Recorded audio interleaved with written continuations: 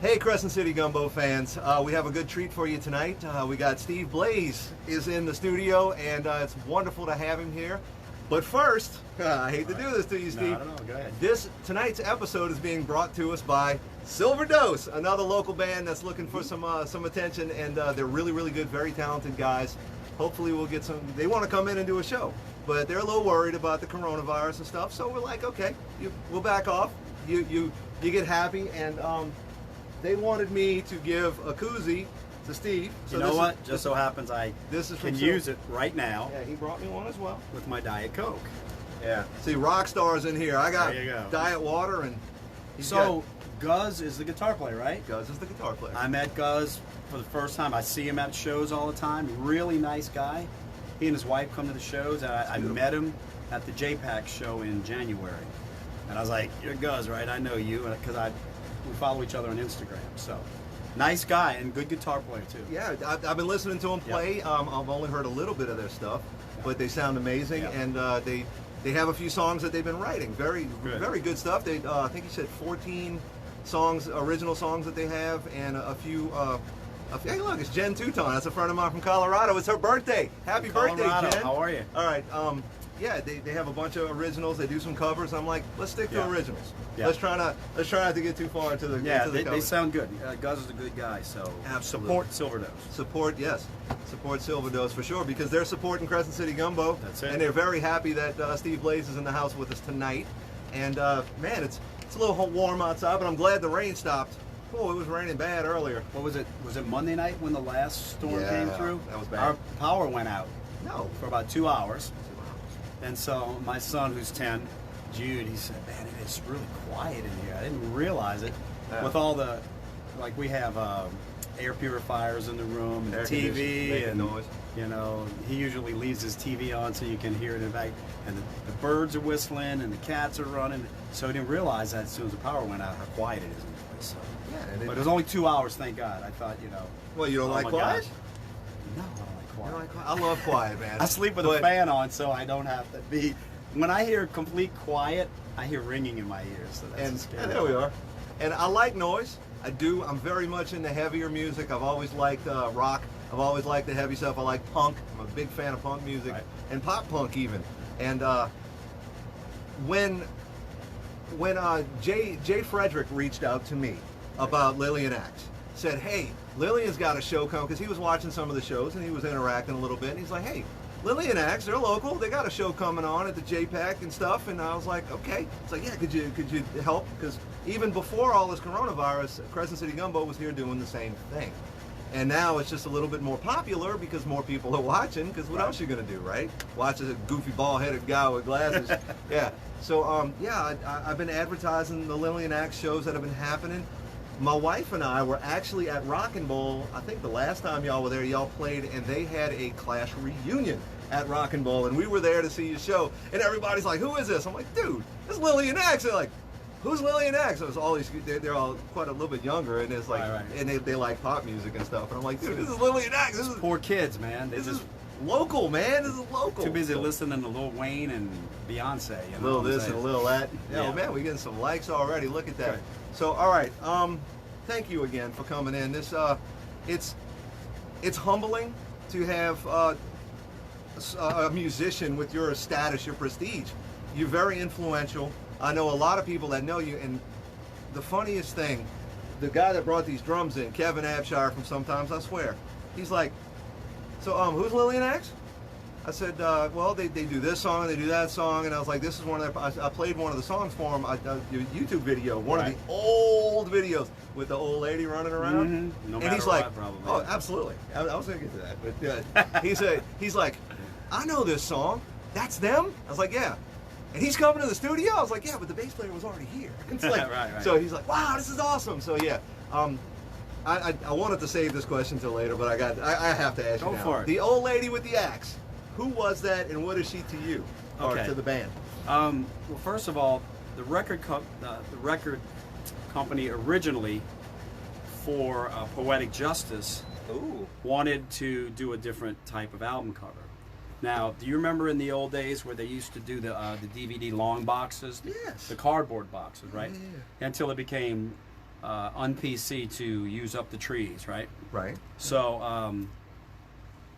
on the long box, you'll see sometimes, and some of them, there is a picture of an old lady on the edge of a pool, and she's holding an axe, and there it looks like a man under the water drowning. Well, the whole idea was he was a judge, and the old lady had thrown him in the pool with weights around his legs for him to drown. Hence the title Poetic Justice. So that's my phone. That's your I phone? guess I should have turned it off. I Oh, thought that's I all did right. turn the volume off. Anyway, it's background music. It's beautiful. I'm That's surprised Brahms' you. Lullaby. Yeah, you throw some distortion on that, a little bit of overdrive, and I think we got a good tone going. So when we decided, they decided actually, I said, that's okay, let me see some proofs, because I want to make sure it's one of those album covers that is just amazingly like definitive, that is going to be that image. Every time you see that image, you know that, you know, like the Rolling Stones' Sticky Fingers or Dark Side of the Moon. It wasn't quite hitting, so I said, let's try something a little bit different, and we did. We actually said, one of the ideas was, let's get an old lady with an axe.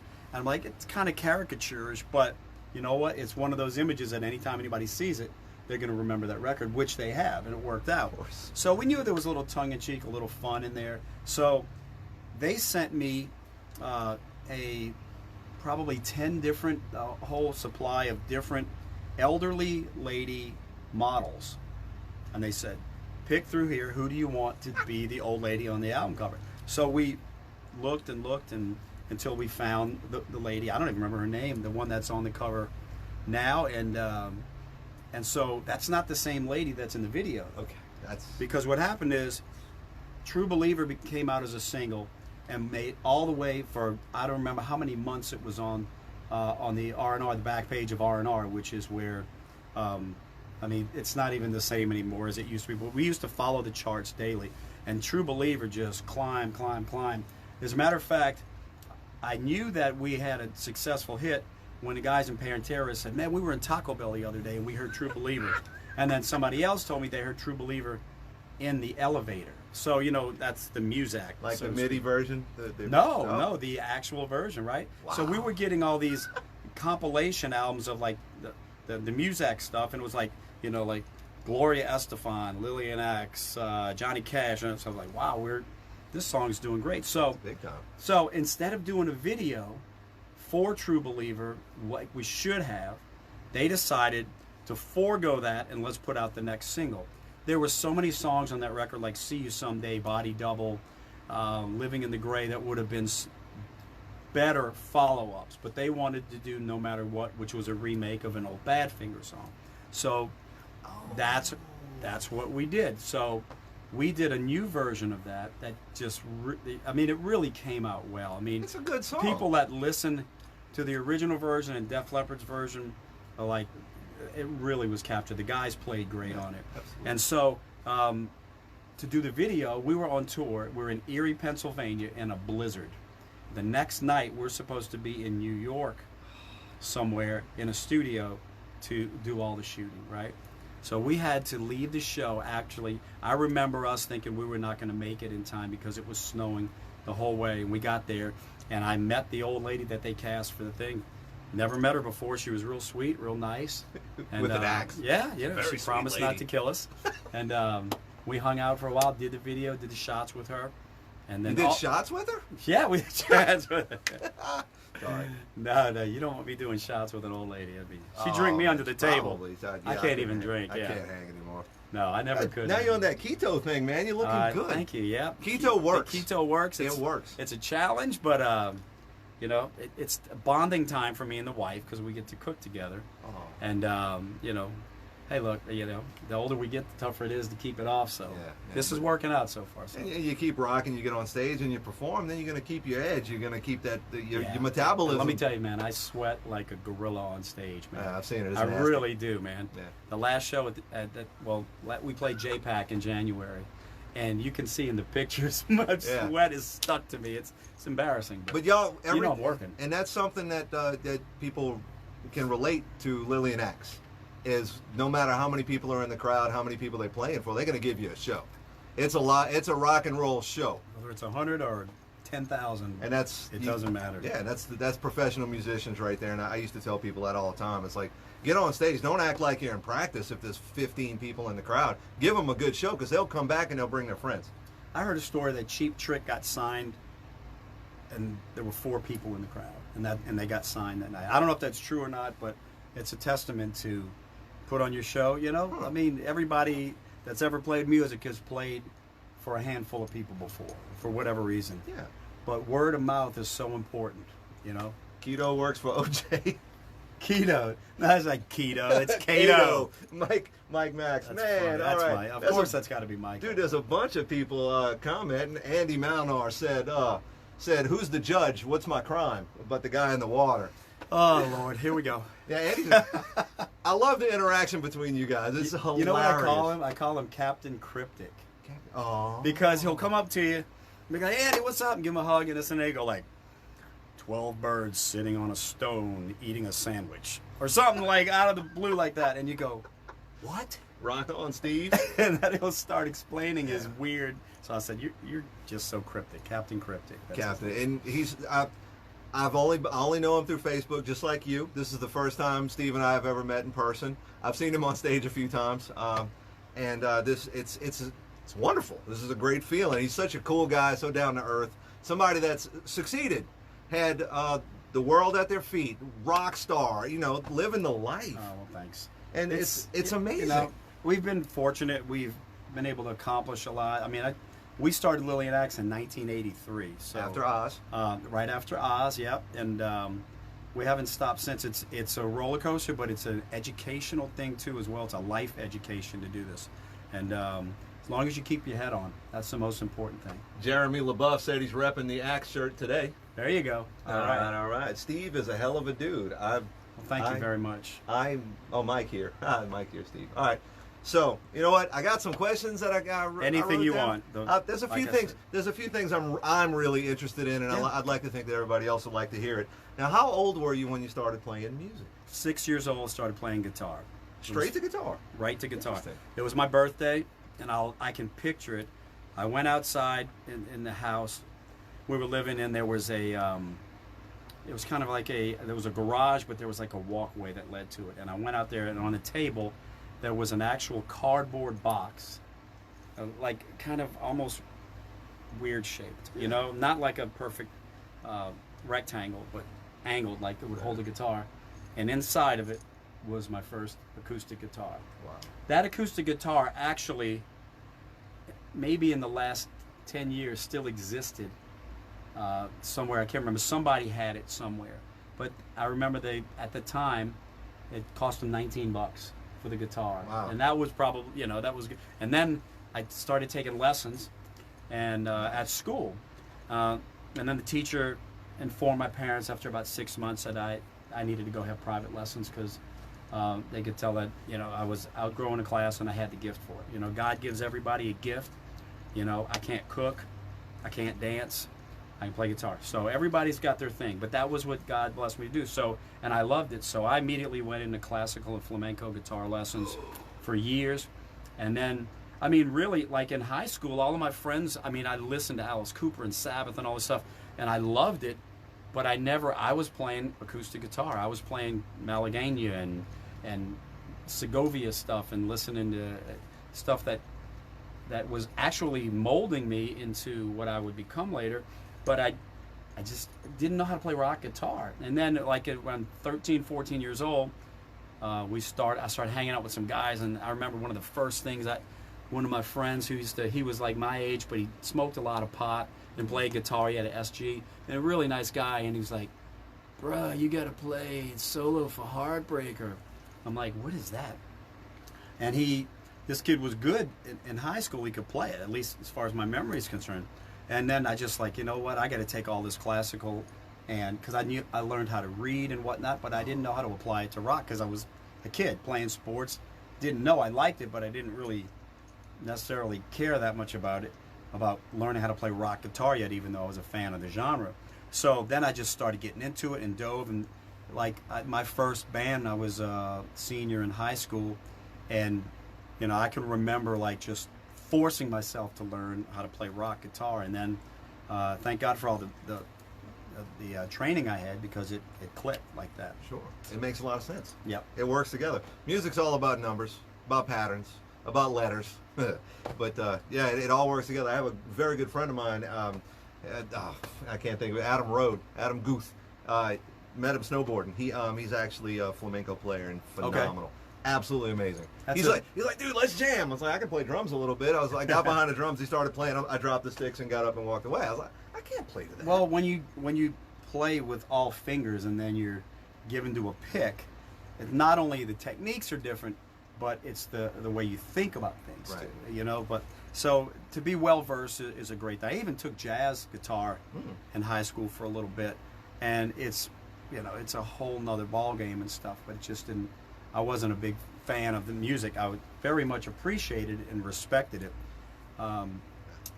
but it's just I learned from it. I try to absorb from everything, and even if it's something I don't necessarily find myself gravitating towards, I still learn from it.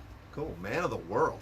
Love it. All right, how about sports? You said something about some sports that you played? Sports. Cool. I started playing sports at 6 years old also. Nice. What was your favorite? What did you do? What did you like? I loved, gosh, that's tough. I'll remember I was 6 years old and I was playing in the 7 and 8 leagues, right?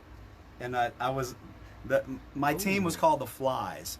That was our football team. The Fighting Flies. They had the Flies, the Gnats, the Mosquitoes, and something else.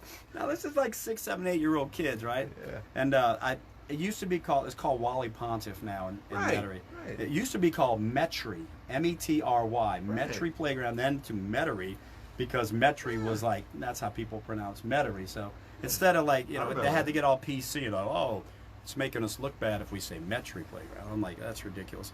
But I played every sport: baseball, basketball, and football, and it was a continual rotation. Nice. Every year you go from one to the other. Now in high school, look, I was in high school, and as a freshman, I weighed 90 pounds. Okay, That's pretty small. I was thin and small, but I wrestled for 3 years. We won state. I wrestled varsity all 3 years, and we won state twice and city twice. And then my senior year, I started doing the music thing. I formed the guitar club at Jesuit High School where I graduated. Nice. And That's cool. The coach got upset with me because I didn't go to his clinics over the summertime. Now, I'm a 16-year-old kid working 3 jobs over the summertime, and he got mad. So he, instead of getting the captainship, which I was supposed to, I had the best record on the team. I should have been captain senior year. Yeah. He made me co-captain. And instead of just seeing through it, maybe now in retrospect I would have just let it go, but I was so mad. Of course. I was like, I put all this work into it. I wrestled varsity. I was a 3-year letterman. I had the best record on the team, and you got mad because I didn't come to your clinic. So I just dove into the music thing. Nice. School and music. And it's a good thing you did. I know, Because we can all appreciate I definitely wouldn't have a career in wrestling. So. Oh, man. Now, the funny thing is, I got friends that play in all kinds of different genres, okay? Right. And my buddy Kevin with the drums, pop punk, all right? Okay. And he's, I don't know, 13, 12, 100 years younger than me, I guess.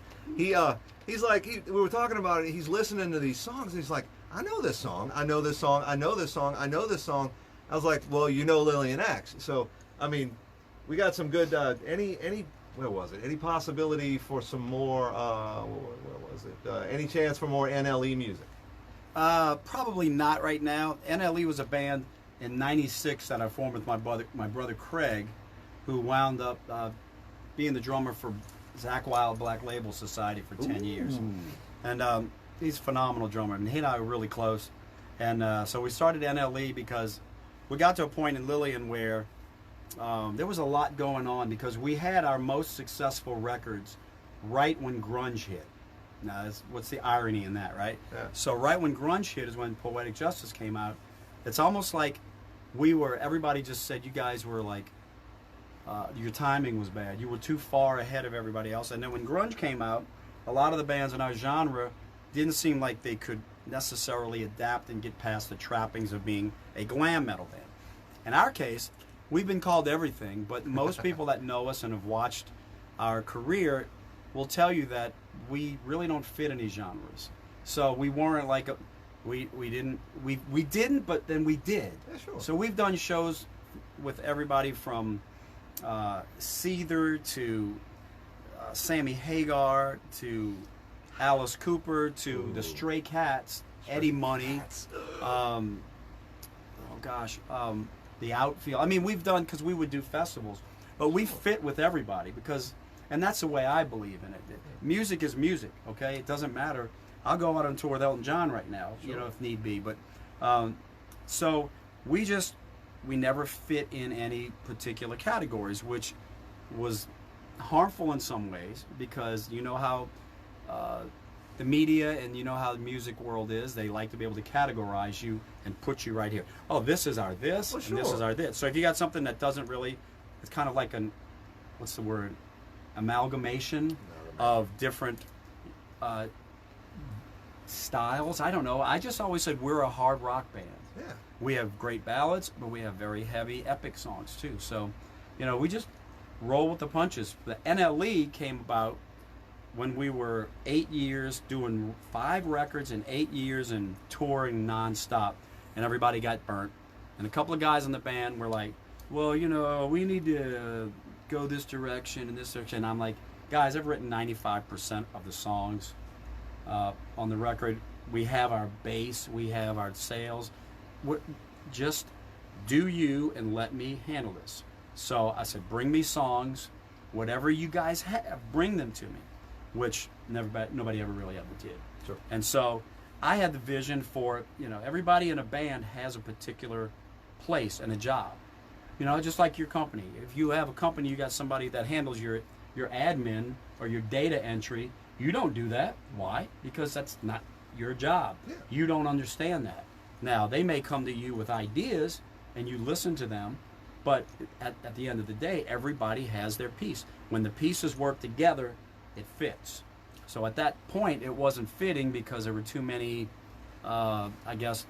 people looking at things in different ways. Like, well, Steve wrote all the songs, but if we write songs, maybe we can make some writer's money off of it. So I think that's what we need to do now, and not thinking about, wait a minute, the style of the band and the what people look at of the band, the songs, they're created in a certain way.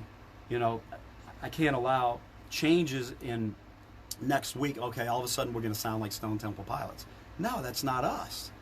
So at that point we decided, so everybody go off and do your own thing, get your creative juices satisfied somewhere, and that's what we did. So I started Near Life Experience, and I decided to do vocals out of the fact that I really couldn't find a good singer, and everybody, when I was doing the demos, I sang, and everybody's like, man, you should sing.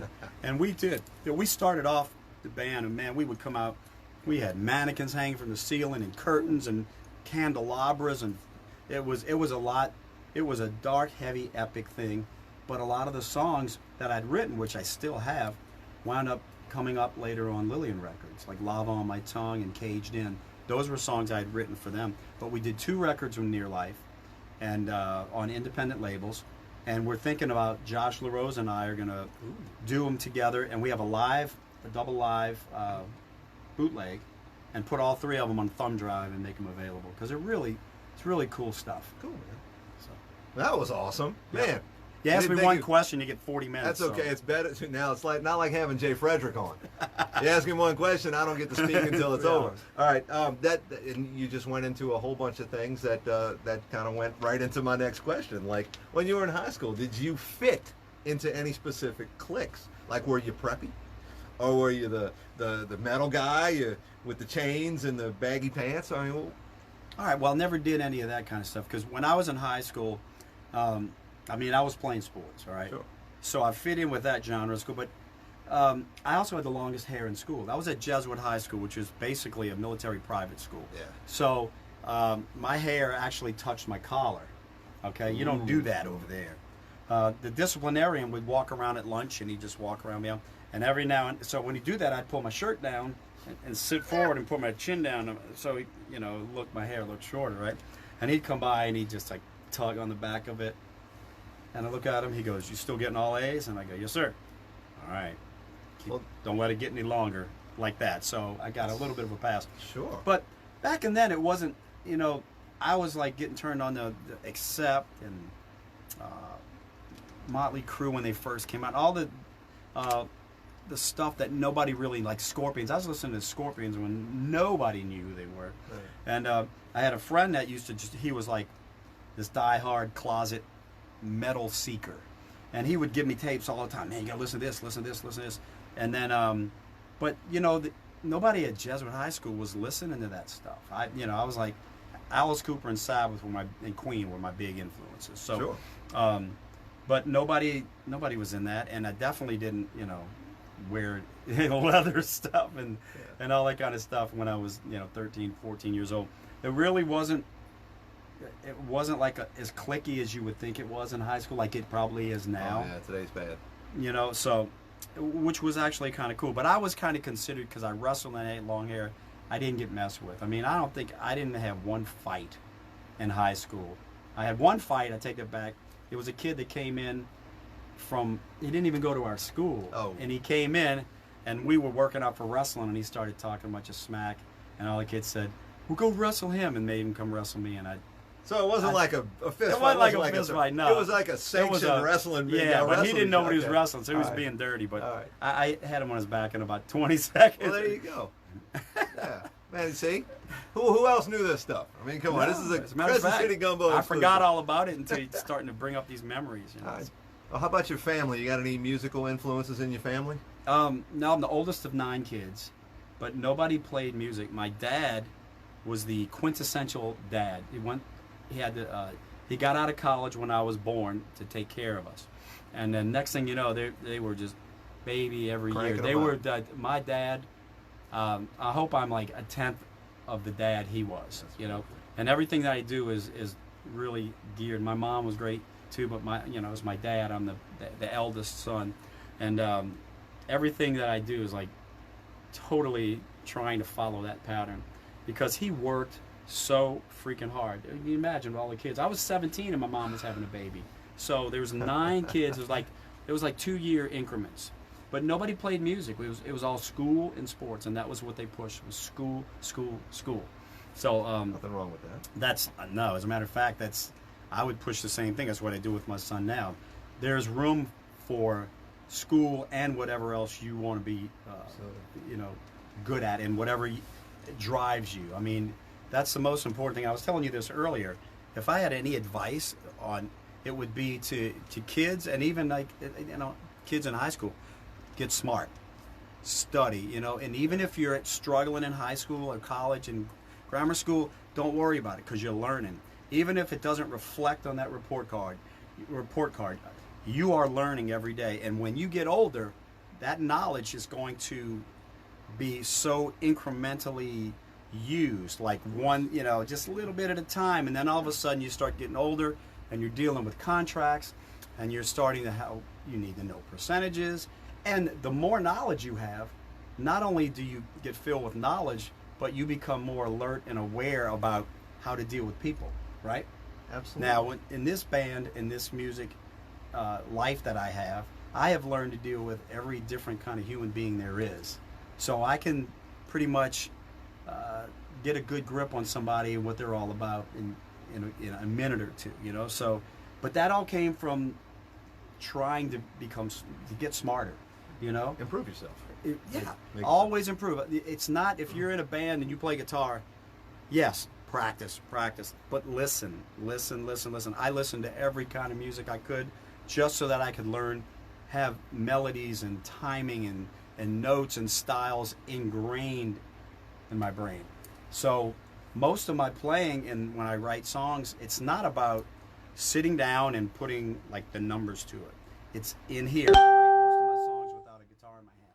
It just becomes a part of you. So for all you kids out there, listen to your parents, get smart, learn, go to school, and get as much education as you can. And even if you're out of school, educate, read, Sure. and learn. Yeah. There you Pay go. attention. Listen. Like you're saying, listen.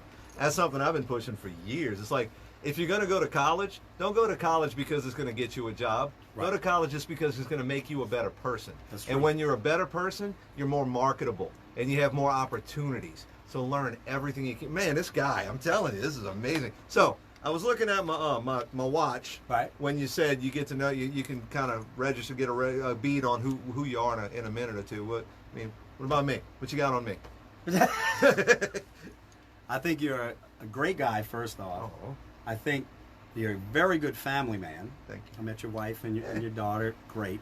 My daughter loves metal, by the way. Uh, She's 6. She's smart too, and she understands education too. That's a good She thing. does.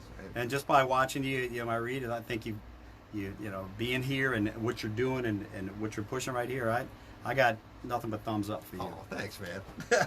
that means a lot. That means a lot. So, all right, let's see what we got next. All right, this is where we're gonna get a little weird, I guess. A genre that moves you, something other than metal or rock, like something that gets you creative juices. Combination of soundtracks and classical music. As a matter of fact, on the way Interesting. here, I listened to Johnny Cash. Nice. I just downloaded his American 4 album, and that really moves me a lot. Oh, Listening yeah. to him and his lyrics but at the same token, I mean, my CD collection is immense. I listen to everything from. I'm not like into metal or like what do they call it, like math metal, you know? Death metal. You know, the bands are like we go 4 times and we 3 and 6 and 7 and we go up, Oh. and it's like, look, I appreciate and respect every genre of music. Yeah. Okay, it takes talent to do any of that stuff. Sure. Some more talent than others, but there's stuff that just doesn't move me. I don't like hip hop. I don't get it. I don't understand. I know other people might, but I don't like. Maybe it's the subject matter that I don't really like. Maybe I don't like things that are demeaning or disrespectful. See, that's one thing I try to live my life by is one word, is that's respect. I don't have to agree with you, and if I don't like something you're doing and I'm asked, I'll tell you. But I will respect your opinions, and I expect that back. And but you know, if I have a very long fuse, but when the fuse is up, then there's an issue, and fortunately it doesn't happen much.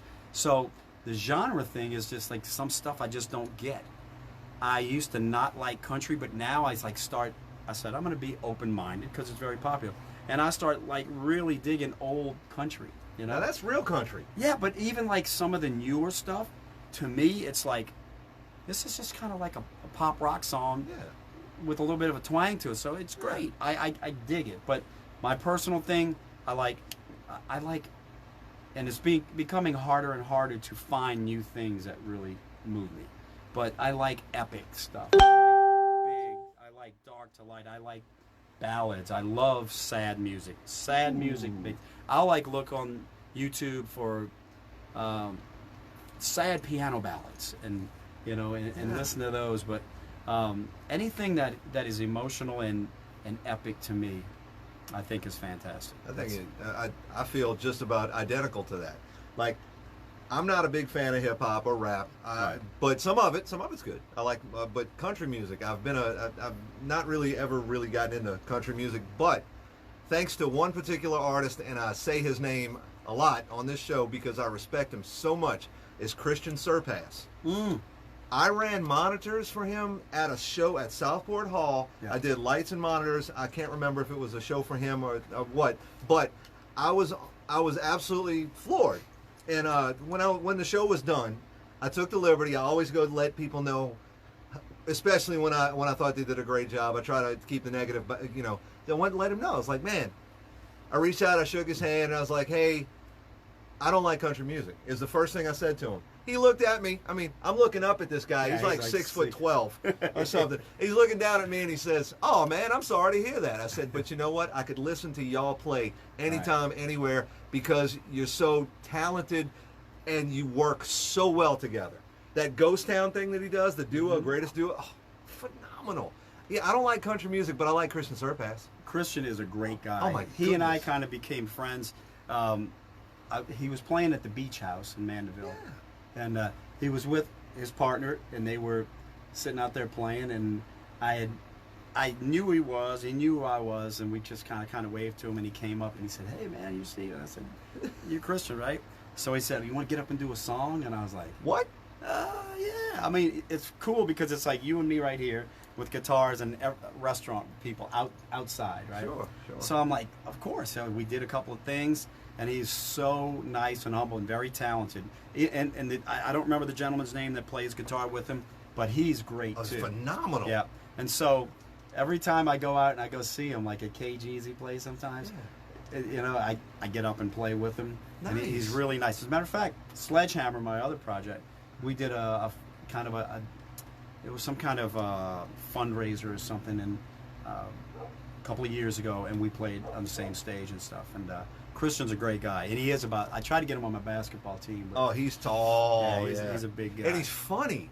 He's Yeah. got a great personality, and his stage presence is amazing. He's got charisma for Those are kind of guys that you're glad to see them. Oh, absolutely. You know, And they love what anytime. they do. Yeah, They love- and he's I've- very good too. I've been giving him a hard time. I've been giving him a hard time on Facebook. It's like, dude, when are you going to come on this side? Because I don't get to the North Shore very often. It's like, dude, I talk about you. I promote your shows. Come on, when are you coming over here? I want to come see you. So I think we're going to have to suck it up next time he's playing and go see him wherever he's playing. Because, great guy and always fun to listen to and whatnot. Now, how many genres out there do you find that are super complex that you really enjoy? Like the playing, the guitar, like flamenco, super complex. The classical is very complex. What is your favorite, most complex genre that gets you thinking about music and makes you want to write? You're talking about as far as guitar playing is Guitar concerned? playing. I'm just thinking about You guitar. probably like listening to classical and flamenco. Yeah.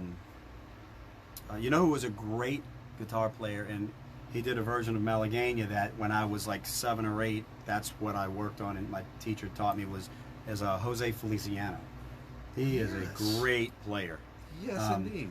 But all the classical guitar players, Segovia, I used to listen to him. That was, that's the book that I learned out of was Segovia's book on classical, because it's very disciplined. Whereas playing in rock guitar, but it's cool because rock guitar it's disciplined in a different way, but you're allowed so much more leeway. Like, when we have giant amps and stuff, all that feedback and sloppiness and pick scratchiness, it's all part of it, but it adds to it. So, but in classical playing, you're using all your fingers. I mean, they were trying to get me to grow my fingernails long and stuff, and it's so disciplined because every little tiny nuance with either hand you hear. It's your grace notes, Right. man. It's You hear every little click or clack or whatever anytime when you're playing with your hands. So you don't have an amp to hide behind. So. That's my buddy Adam. He plays like that. And he plays so well. And Dr. Rock invited him to open for him one time. He sat up there by himself and did a little Cool. He has 3 long fingernails, just these fingers. He strums with this one, and he plucks with this one, and he uses that as his percussion. His percussion as well. That's amazing. So, yeah, that's really fun stuff. How long has your music career gone on? I mean, you started at 6, but let's talk about professional career. How long Started has it doing been? gigs probably right out of high school. Beautiful. Yeah. I say gigs, actually probably performing in other people when I was a senior in high school. And I knew that's what I wanted to do, but I knew actually, that I needed to stay in school. So I went to LSU and then I went to Loyola.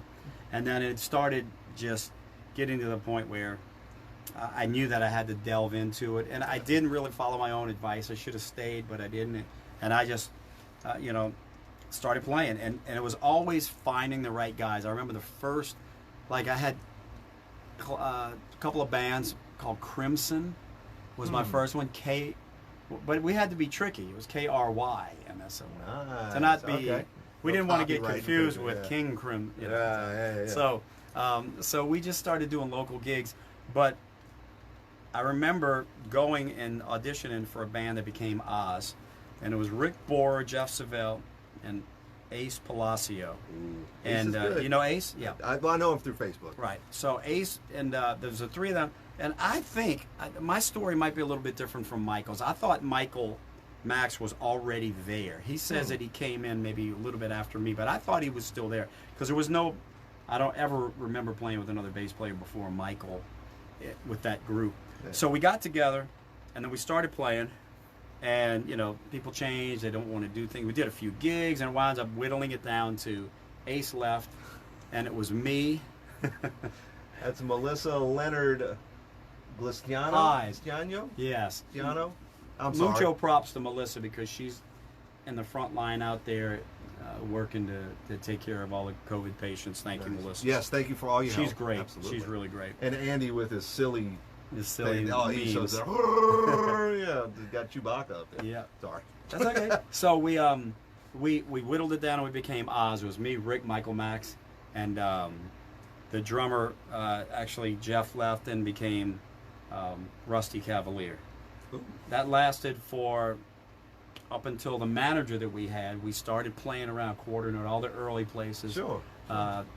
Just at all the clubs. There were so many clubs back then. I mean, it was. And they were always it was- packed. Oh my God, it was amazing. I mean, if we had a scene like that, probably 25 to 30 good, healthy rock clubs in Louisiana alone. So we just kept up, and then things evolved. And then we got Danny. We changed the name to Lillian Axe because the manager we had at that time.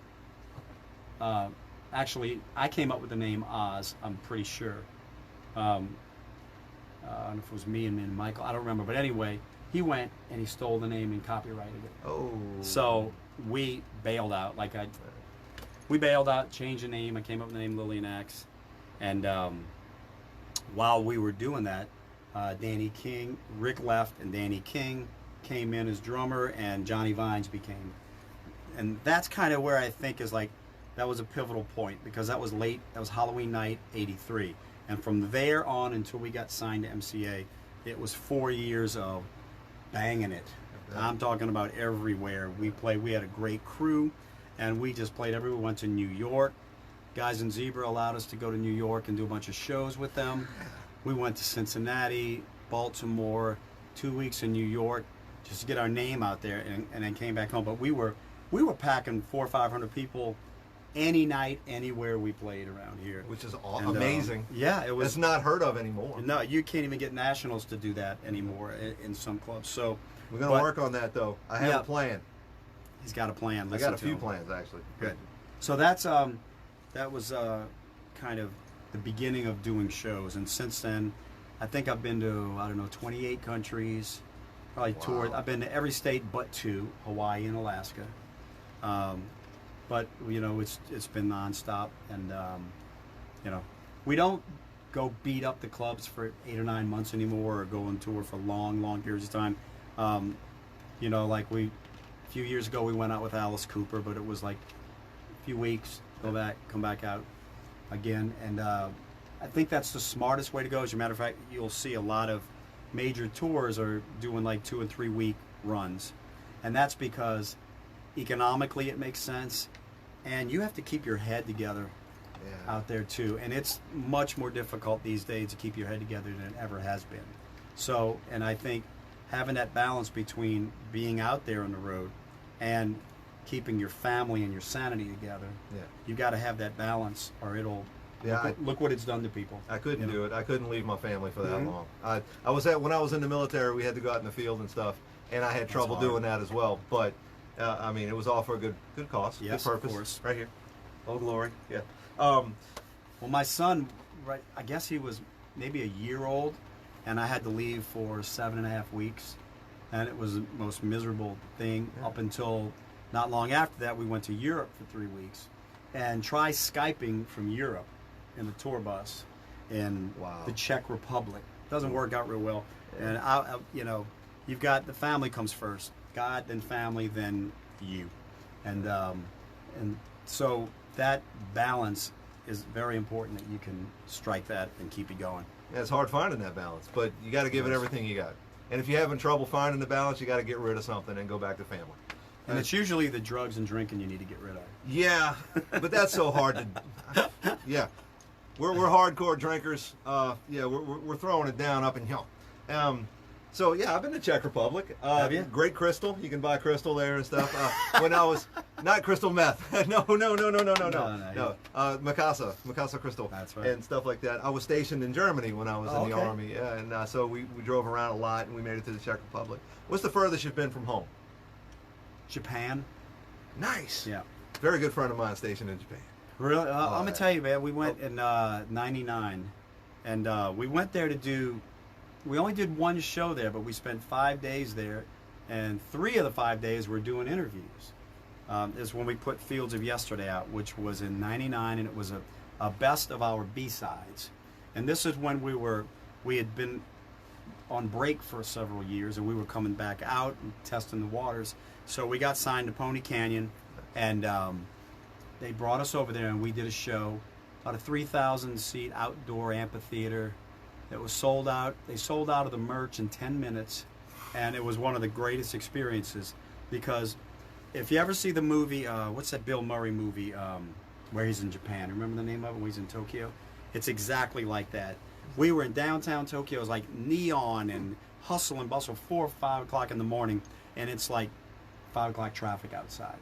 You know, it's just always like going, but it's organized, and it's pretty, and it's clean, and the people were so nice. I mean, it was great, because we did this show, and they clap and go crazy, and then they stop and They're sit respectful. down. And then you play your song, and they go crazy, and they clap, and then they stop.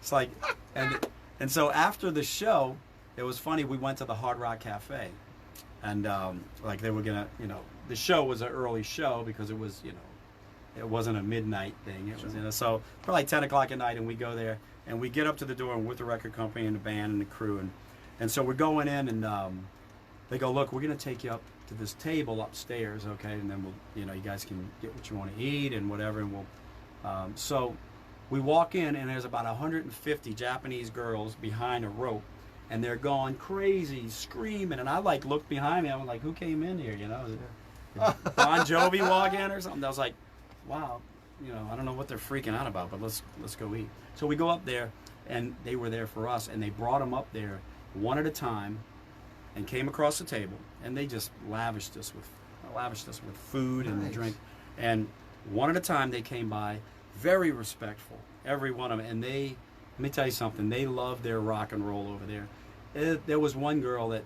I went to shake her hand, I shook her hand, and she started crying and almost Aw. fell down, and it was like, wow, it's like, if they did that in the States, people would be in trouble. I mean, it was like, they were so respectful of everything, and you signed one thing for them, and it was like, oh God, thank you forever and ever, and it took like 3 hours to get them all through there, That's but amazing. every one of them got taken. I was like very humbled by that. I was like, wow, this is pretty insane. So when you hear musicians talk about going to Japan and how well they're appreciated, it was great. I mean, we had like people bringing us gifts to the hotel and stuff like that. Wow. It was, when people asked me about what one of the highlights was definitely going to Tokyo.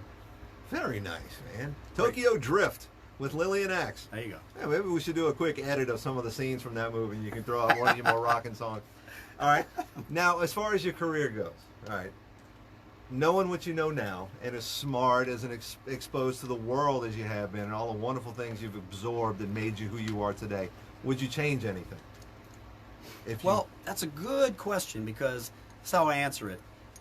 If I went back in time and knew what I knew then and felt like I did at that point, I would make the same decision.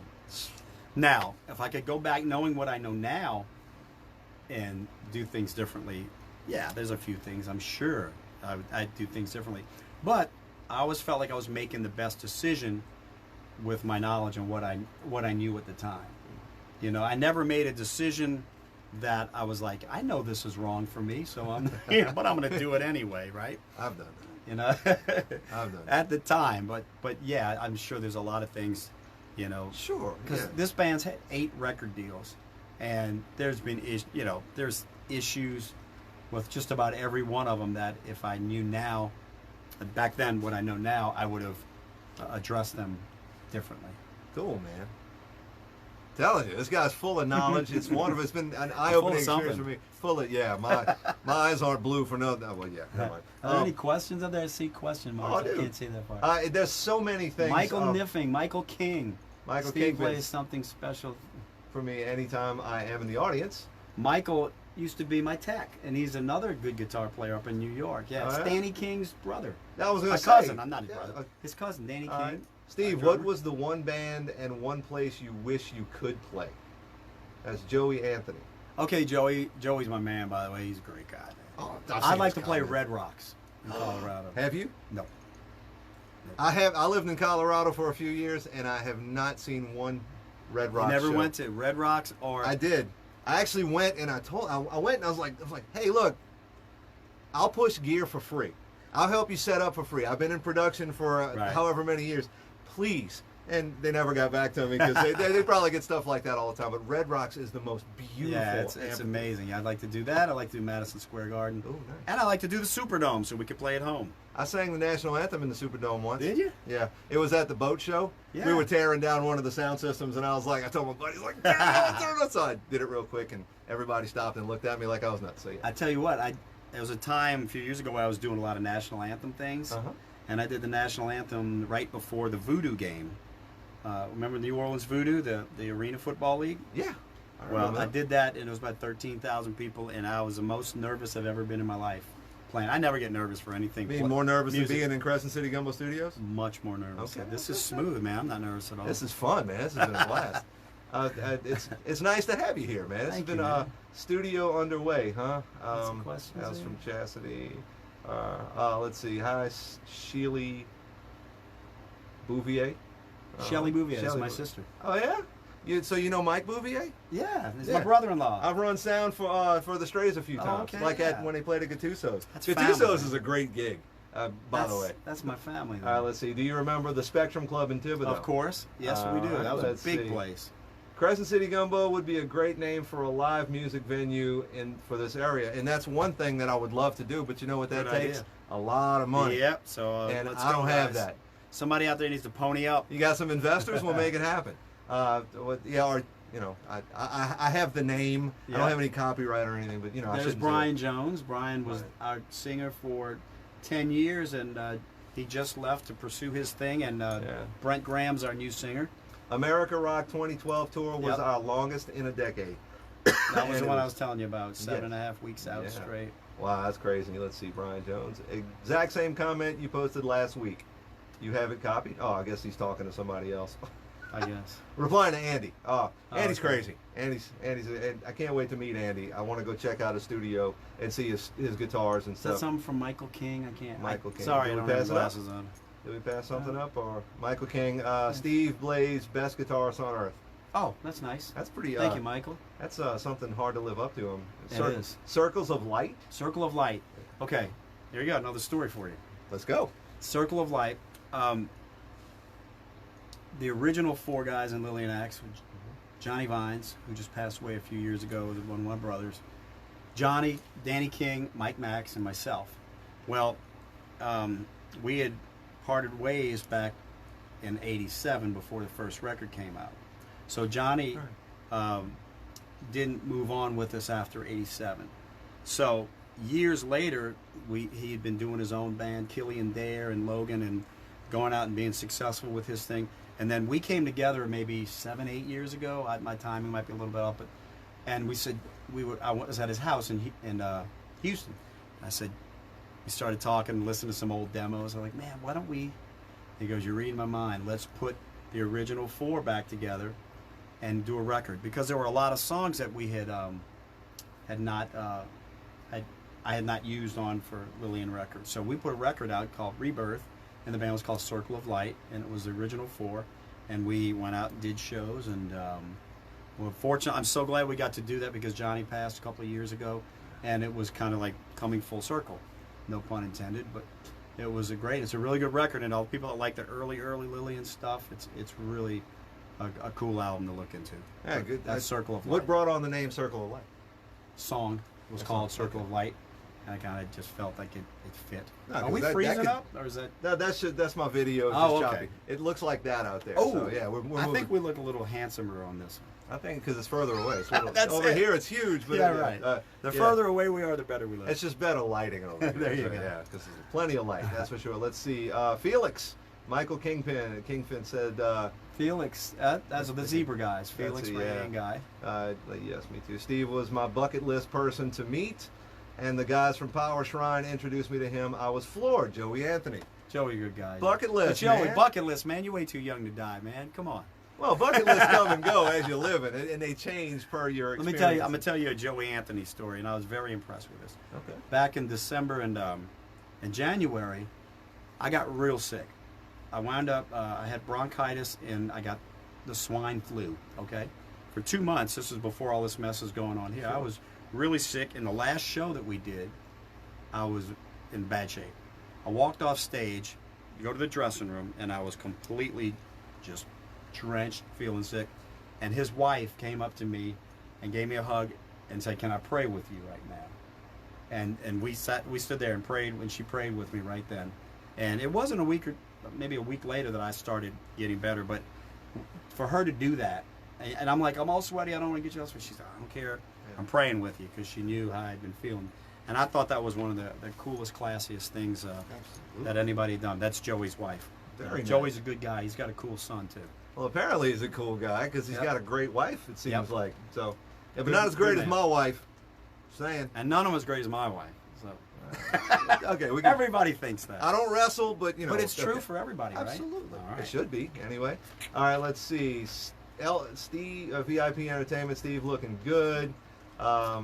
Joey Anthony Power Shrine. That's let's see. Michael and Danny, Joshua, Bobby Hotard, and Brandon Margavio. And That's- everybody, I've been interacting with a lot of these guys through Facebook. Thank you guys, Mike, and you and everyone else that's been coming on. I've been meeting so many people through Facebook, and Right. it's amazing. All It's a these cool wonderful- family, man. It's a community. Yep. I've been preaching that for a long time. It's the music here, even across the United States. Yep. You know people Yep. if you're in the music business, and if you don't know them and you show up somewhere and you throw yourself out there, somebody's going to step up and say, "Hey, maybe I can help you." Yep. It seems that all right. We already did that one. Let's see. I need to interview Steve on a few things. Brian Jones, with a bunch of happy smiley faces. He's a genuine good guy, Michael. So okay. Thank you very much. Yeah, Brian Jones. Scroll up. There are plenty.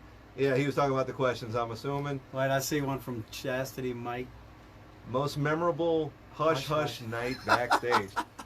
Why do you think it's hush hush?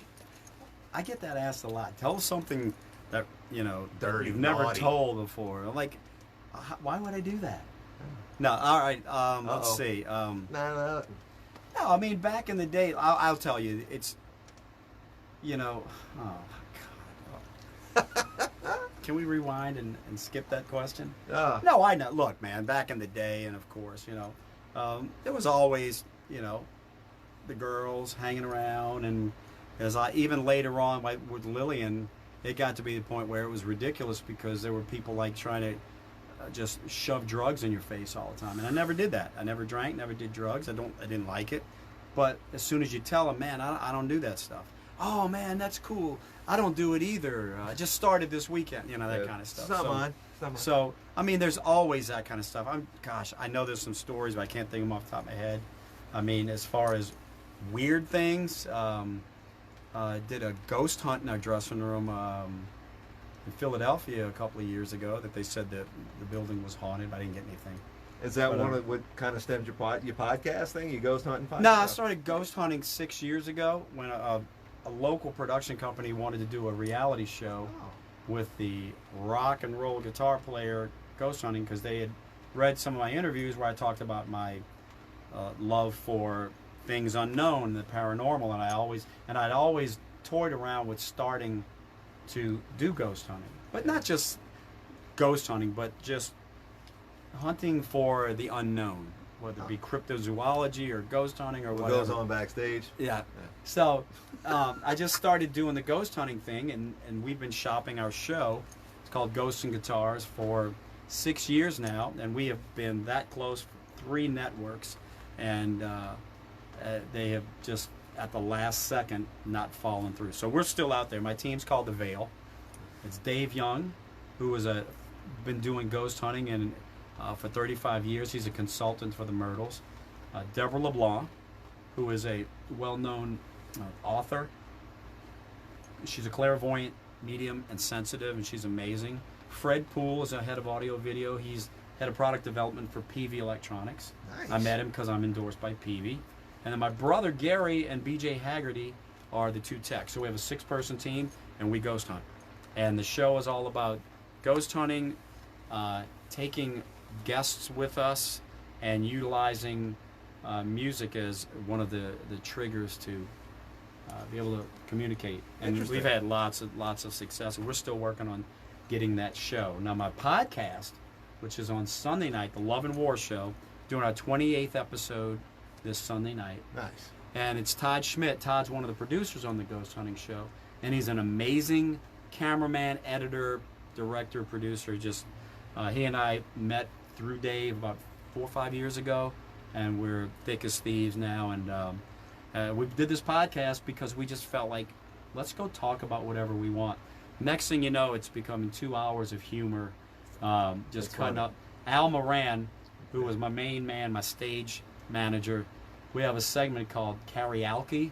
So Al dresses up as a different musician every week, and we do karaoke on there. And it's Hysterical. I can't. It's so, and we wind up like talking real serious about things, and then we start getting into these segments and skits that are hilarious, Yeah. and we get a lot of views on it. So It's very entertaining. it's a lot. You've seen it? Yes, Okay. I've watched some. Well, Yes. the last two, it's just been me and Todd because of the virus. We don't. Sure. I'm keeping my son at home. He has his own segment, Jude's Joke of the Week, and he stumps Al and whatnot. And we've kept Al away because we never know where Al's been. If you know anything about Al, the Where's Al segment, Al has been in existence since before Christ, and he's been all over the world. I mean, That's a pretty long so time. we're kind of concerned Yeah. about maybe he's carrying. He might have like the West Nile virus or Or something. the East Nile, even. Yeah. Back Some- in the days of King Tut. Yeah, I'm telling you. So, That's good stuff. but anyway, so we'll be doing episode 28 Sunday night at 7. John Sanders, if Kiss wanted you to be their lead guitarist, would you have joined them? Does a one-legged duck swim in a circle?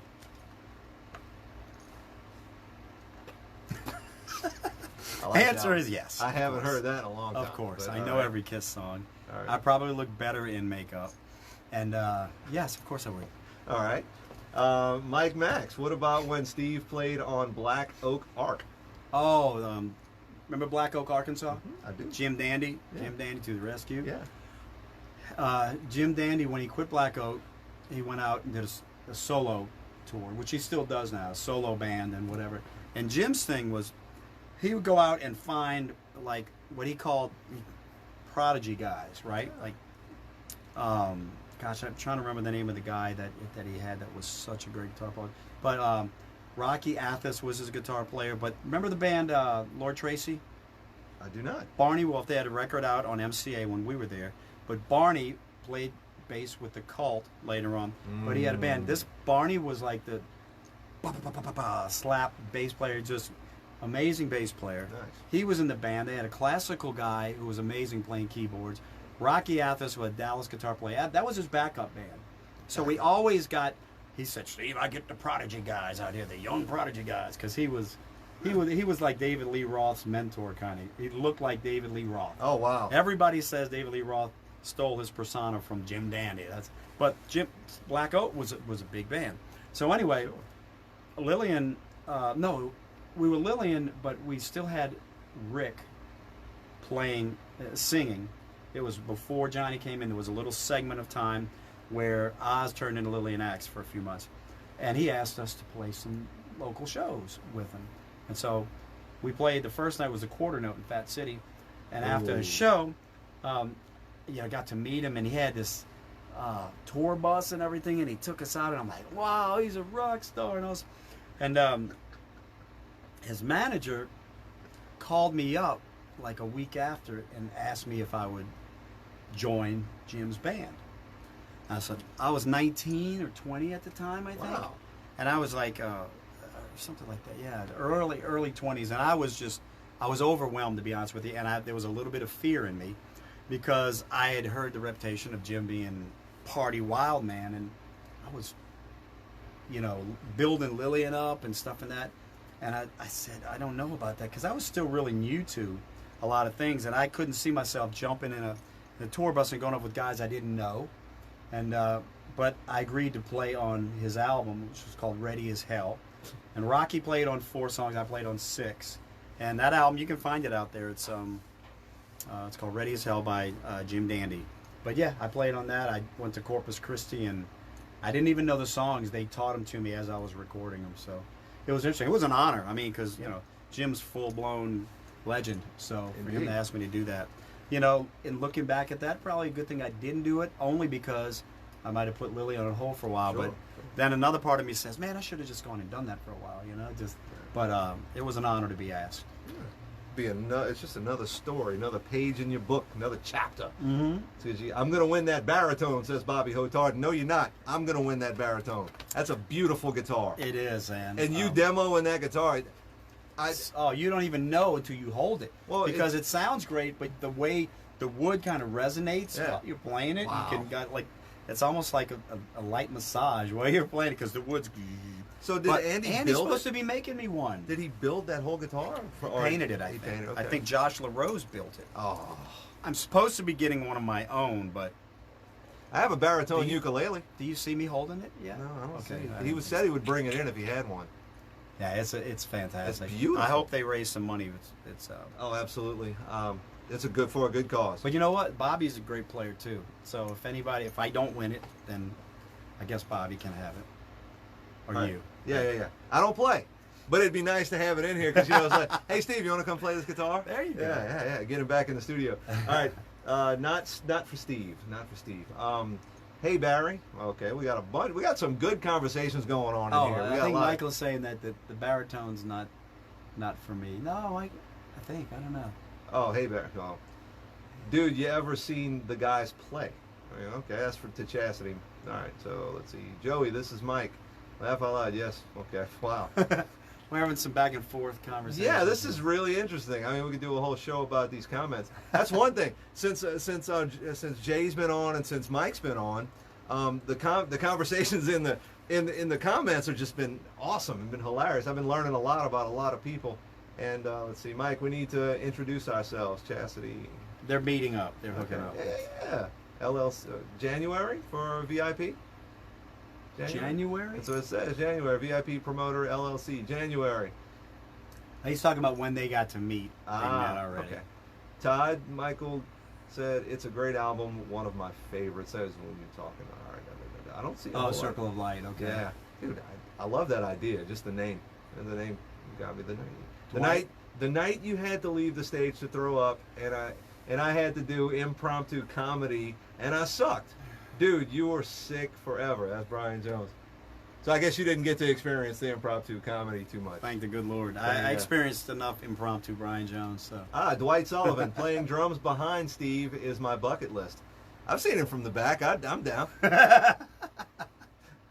Yeah, Dwight, we should do that. Yeah. I thought we did that once on stage. Maybe All we right, didn't. Let's see. Brian Jones, there were a lot with me. All right. Mike Bouvier joined. Speaking of Mike Bouvier. There he is. Yeah. Speaking of you, Mike. I do like the Strays. I've gone and see them a lot. My wife and I like I got them. him in jam with the Strays before. Yep. I sang with them. Did you? Yeah, I did. I sang. Very Ash, cool. Ash the drummer, we go way back. My wife's been knowing him even longer. Let's see. Come on, Mike.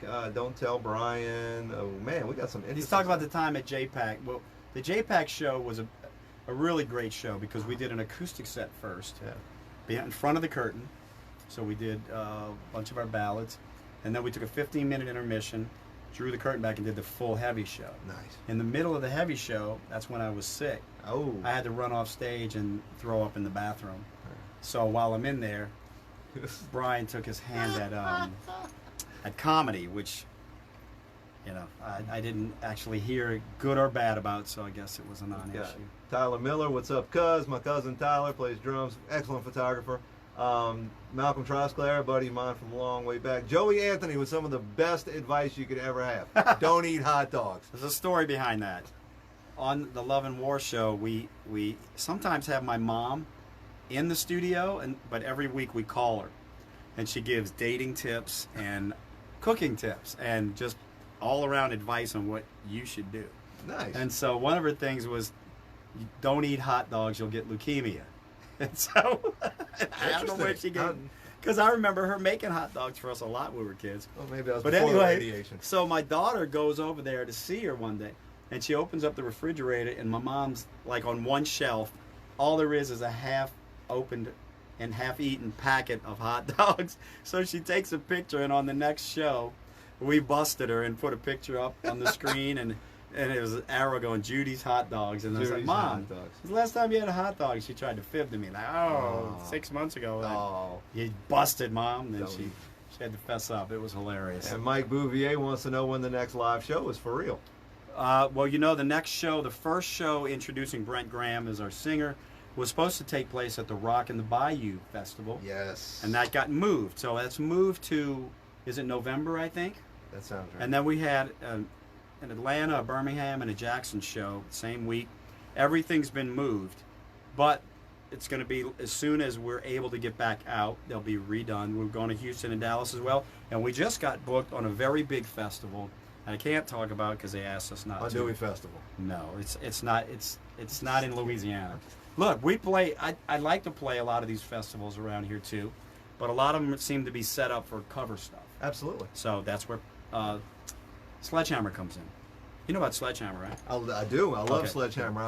I haven't seen y'all live, but I didn't know You know about about y'all until recently. So I was like, wow, this is great stuff. So It's only been 5 years. I don't get out much, man. I don't get out much. Come and on, I'm you going gotta to hang watch out with it. people like the Strays and stuff. There so, you yeah. go. All right. Because I like to dance, and but then you? again, I do.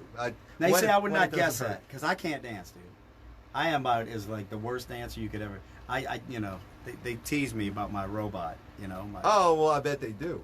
You got It's to dig horrible. deeper into your repertoire my repertoire is about that shallow right now for dance moves. for dance moves. Well, you're not a very shallow person at all. Well, thank you. So Just- you can have that. Okay. I can't dance in front of you. You totally lose respect for me, man. I think it'd be hilarious. Now my little boy, he's 10. That dude's got moves. You know Oh. where he learned them from? His mom? Fortnite. Oh, The video the game. little- yeah. Oh my God, tons of moves. He's Yeah. so smooth, it's ridiculous. Yeah, Al Moran. Where's Al Moran? Says Jeremy LaBeouf. Big Al Moran, where are you, Al? Is he on there? Yeah, I don't see him. I haven't Oh. seen. I haven't seen him. He's being silent. I'm getting cabin fever. Joey says. I know, Joey. Trust me, brother. We're all doing that. Al has an early bedtime now. That's where he is.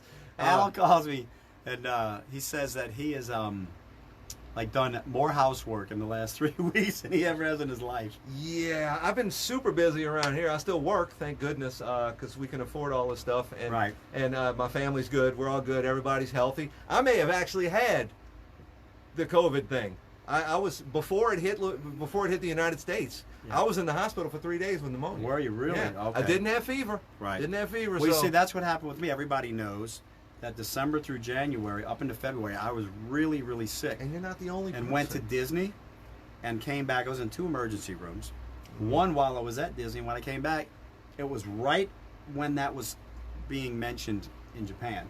And they said, are you, when I went to the emergency room, I said, I don't have that thing from, they go, no, we tested you. I had swine flu Yeah. from 10 years ago, but it lasted forever. And I never had fever.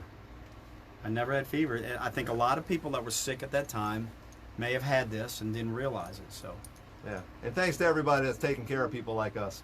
To all my medical Absolutely. friends, all you out there, putting your life on the line for us, we appreciate that. absolutely. And yeah, we got to give a shout out to all. There's so many people out there Absolutely. that, and especially Melissa, our friend that was on earlier. Sure.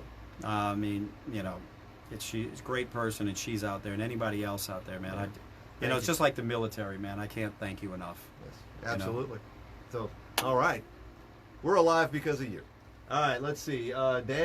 Jim Dandy is still a cool cat, awesome guy, and super nice, says Brian Jones. Yes. Lloyd, Jeremy LaBeouf. Let's see. Brian Jones. Tell the story about Blackie Lawless, and also some might not know about the history with Janie Lane. Oh, jeez. Uh-oh. Brian's like you remember, you ever seen that Saturday Night Live skit when Chris Farley's sitting with Paul McCartney and he's like, remember when you were in the Beatles? Yeah, that was cool. That's what Brian's doing to me now. All right, Blackie Lawless. I was almost a guitar player for Wasp. Okay. Nice. Remember the band Angel? I do. Okay, well, I was a guitar player in Angel from like 98 through 2002. I took Punky Meadows' place. Really? Yeah, and 4 years. Wow. yeah, and we maybe did 30 shows altogether, Okay.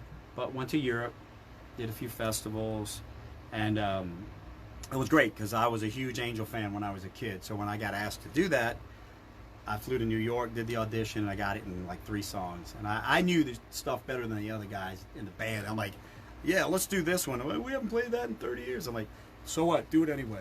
I knew catalog. So, Nice.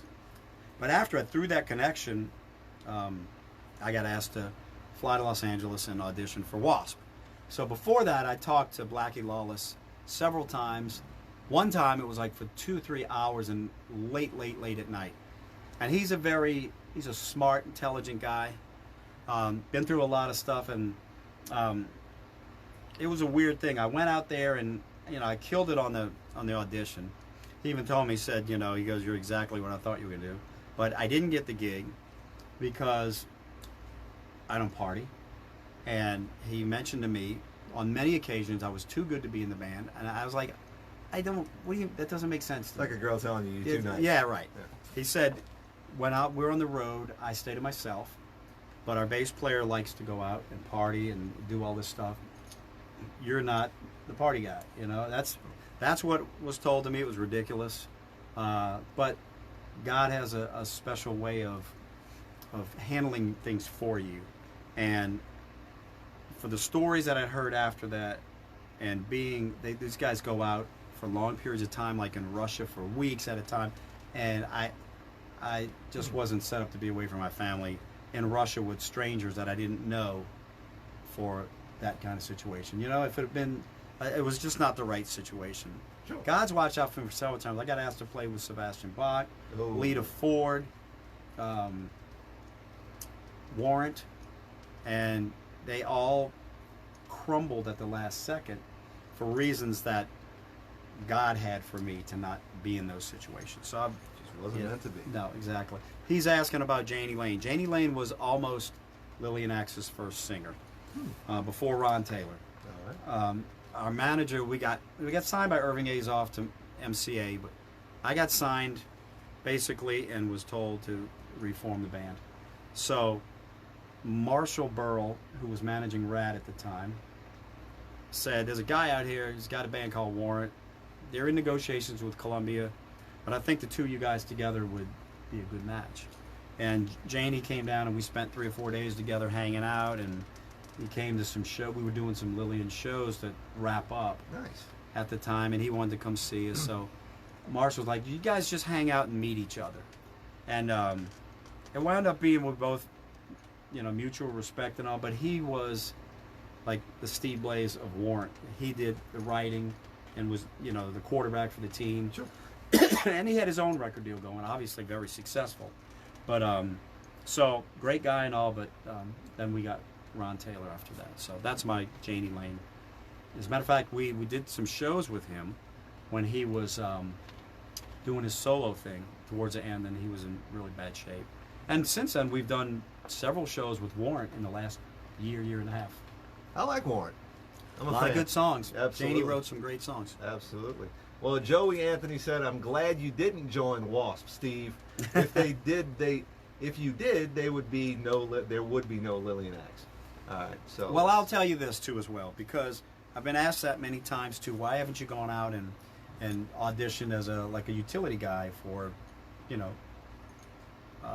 major acts that might be looking for guitar players? If I ever did that, or ever decided I wanted to do that, that would never mean the end of Lillian Axe. I'll be doing Lillian Axe till I breathe my last breath.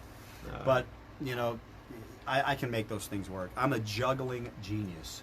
I can juggle being in 46 projects at once. I was looking to get a juggler in the studio. I can do 3 balls, man. Oh, I can. Okay. Wow. That's They weird. got to be the same size. Though. Oh, I got I you. can't do like an orange, an apple, and a banana. No, I get lost. Yeah, you'll squish that banana. Yeah. So let's see. Dude, I want to jam with Steve Mason Molaire from Silver Dose, who was in here earlier. Jammed with me for a little while. Is he the bass player? He's the drummer. Drummer. Yeah. Why don't we do? I got an idea for you. Let's do we'll do an all-star jam sometime. Just bring in about like 6, 7 different guys from different bands when everybody's COVID comfortable, and we'll take turns. Get like 2 or 3 drummers, Okay. right? A couple of guitar players, That's not a a couple problem. of bass players, a Yeah. couple of singers. Yeah. We'll come right in here, and then we'll, get Use the together 360 camera so we can see what's on. There you go. All right, now it's kind of funny you say that. I had an idea Okay. that I've pitched a couple times on earlier shows that I haven't touched on in a while. But my idea is I need to talk to a whole bunch of musicians, singers, and I want to have a random jam generator. Like at the beginning of the month, It's like you know, you see Right. on all the talk shows, you like hit a button and you see the little wheel spinning, and it'll pop up names like a bass player, a singer, a guitarist, a drummer, Okay. and have them at the end of the month come in and do a jam, like an impromptu jam, or if you want to work together for the month and put a couple songs together, Right, stuff. right. But just a random jam. Run with it. So basically, it's what you just said. Just with a little spin on it. sure. I'm in. Are you in? Well, I'm in. absolutely. Let's What see. is Andy saying right there? Andy. Well, It's in my lap right now. now. What's The- he talking about? Probably Oh, the guitar. Yeah. I can't read that far away. What does it Andy, say? it's I cut Danny's body and you I and cut Andrew. Danny's body. I cut Danny's body and you and Andrew's from the same board foot lengths. Oh, he's talking about the guitar. So he's making yours. I cut Danny's body. I'm He's- like, don't hurt him. No. No, he's talking about the guitar. Yeah, Right? yeah, All right, absolutely. Andy. So yeah. Andy, that's awesome. So- Andy's a great guy. So Mason, just saying. come on, Mason, Jay- let's do it. JPAC, he'd come right now if you told him to come. he would be here in shortly. All right, my battery's getting low. Let's see. Great show at JPAC. I'm looking for some questions. November 27th, and Joanthony 28th. Paul Guidry joined. Paul Guidry, another one of our Hi, Paul. people on the front lines with the COVID thing. He's got his mask on. He's Thank a you, great buddy. guy. Wonderful drum player, bass player, guitarist. Good friend of mine. I've been knowing him for Bring about him in on the jam. I've been knowing him for about 100 years, plus or minus. All right, let's see. Hey, Elkie, what's say going hello on? to Brent Graham and Jan Gibson Graham. I miss them. I will. Okay. Brian Jones. Hey, didn't want to. I demanded him to. You're welcome. I'm not a comedian. Oh, I'm not a comedian. Last I checked, I'm a singer. Well, you could have sung. Sing? You could have sung. You could have sung the comedy. That's it. Yeah, the sing. Oh my goodness, my brain is shot. I got a lot going on in my life right now, and this is Joey Todd, Third Gear, wants in the jam. Third Look, Gear, phenomenal. You already got Dude. half the jam going right now. Third Gear, three-piece band, 2 guitars, 1 bass player. Joey Todd's the bass player. They've done Nice. shows in here. I've cool. simulcast their live show that they did before. Great guys. Tomorrow's Friday, right? Tomorrow, Jason Todd from Third Gear is going to be in the show. Be on the show. excellent. And then Saturday we have Six Gun Solutions coming in. Was it Donald Martin, my Don- buddy. Well, we got a story going. Donald Martin's their manager because Nikki Sticks Oh, and that's right. Vixen Rose were in jail. That's why they couldn't make it in Oh, last week okay. because they got arrested in Cincinnati. It was a long story. It was kind of amusing. It's Anyway, covert stuff. I'll come throw down on the bass. John Walden, Mark Kelly. I want to jam. Mark Kelly is my buddy from. I think Mark's living in Nebraska or something. Well, come on, man. I got room. You can stay in If the that's studio. the same Mark Kelly. I don't know. I mean, we got room. Michael Max is there. Mike Max. Let's do it, Mike. Man, having him in here was cool. He was funny. We had a blast. Mike is. I just don't know if I can ever play with another bass player. He's he good. and I are attached at the hips. We've been And- together since '83. Y'all are so tight. Dick, Um, question, Steve. Go back to the backstage. Hush, hush. That's not a question. That's a command. All right, here's backstage right now. Okay, now at JPAC Center, one of the last shows we did. Okay, we go in. This is cool Okay. because there's so many dressing rooms, and there's no open to band. So I have my own dressing room. So I walk in. I'm sick, and they have teas from around the world, Ooh, and fruit, and food, and 20 chairs, and a couch, and blankets, and everything. And I'm like, I'm home. yeah. And then I'm in like Hungary, and you walk into the European dressing room, and it's about the size of half of this room, with graffiti all over the walls, and 47 different species of bacteria on everything. So you never know what you're going to get. Yeah. We've seen every kind of dressing room, from the most plush, wonderful dressing rooms to the scariest ones where you're actually having to change clothes, like in the kitchen. Okay, so look, I've played some nice venues with like horrible dressing rooms. I hear you. So you just never know. But the things that happen nowadays, it's like, what time are we going on? Do I have time to take a nap? In the old Can I days, check my Instagram? in the old days, it was like, there's 50 people outside want to come in to meet you guys. Can you? Oh, bring them in. And there's all these people, and it's getting crazy. And Mama said life is like being on the road in a rock band. You never know what you're gonna catch. oh man, I tell you what. Oh man. Hey, from Laplace, Jenny Marino. JJ was with Nikki. Vicky Six. Vicky Six? Okay. That was from Mike Max. Hey, Jenny. I know Jenny. Jenny. How you doing, hon? Jenny. Who can I turn to? Andy Malnar. Ronnie Monroe was in Lillian briefly. Okay. For about a month. That's pretty brief. Before, when Derek left the band, we were actually auditioning several people, and Ronnie Monroe sang for Metal Church. Okay, and Ronnie came down, and Ronnie was great, good singer, really good singer. We did one show with him. We played B.B. King's in New York, one show, and then we kind of both realized that it wasn't really the right fit for us, because he was like a metal screamer singer, fantastic singer, but it wasn't working with Lillian, and he lived far away, and he would have had to fly in a lot and stuff, and we both just knew, look, man, you know, we love you and you love us and this and that, but it's just not the right fit. So that was short-lived, but Ronnie's a great singer and great dude too. Really nice guy. Cool, man. Steve was pampered at JPAC. Laugh out loud. Was what? I had my own. I was. I admit it, and I appreciate it. Cherie Pons was the head of the backstage area, and they took care of me. They took good care. Because if they didn't, I wasn't going to be able to do the show. I was so sick. Brian Jones said I had my own too. I put a story up about backstage. Yeah, Brian had stories. his own too. There was a men's room across the hall, and he put his name over it, and had his own seat in there. Yeah, nice. They went to the office. Yeah, sure. Yeah. All right, let's see. Chastity Dixon. Question, Steve. Have you asked just to pull your finger? Jude. Have you asked Jude to pull your finger? Jude? No. No, he doesn't. I try to keep him away from. Yeah. No. If I hang out with my brother Glenn, then that's a different story. But. All right, Jenny's giving out her phone number, 867-5309. Oh, okay. So, yeah. There you go. Call her, guys. Yeah.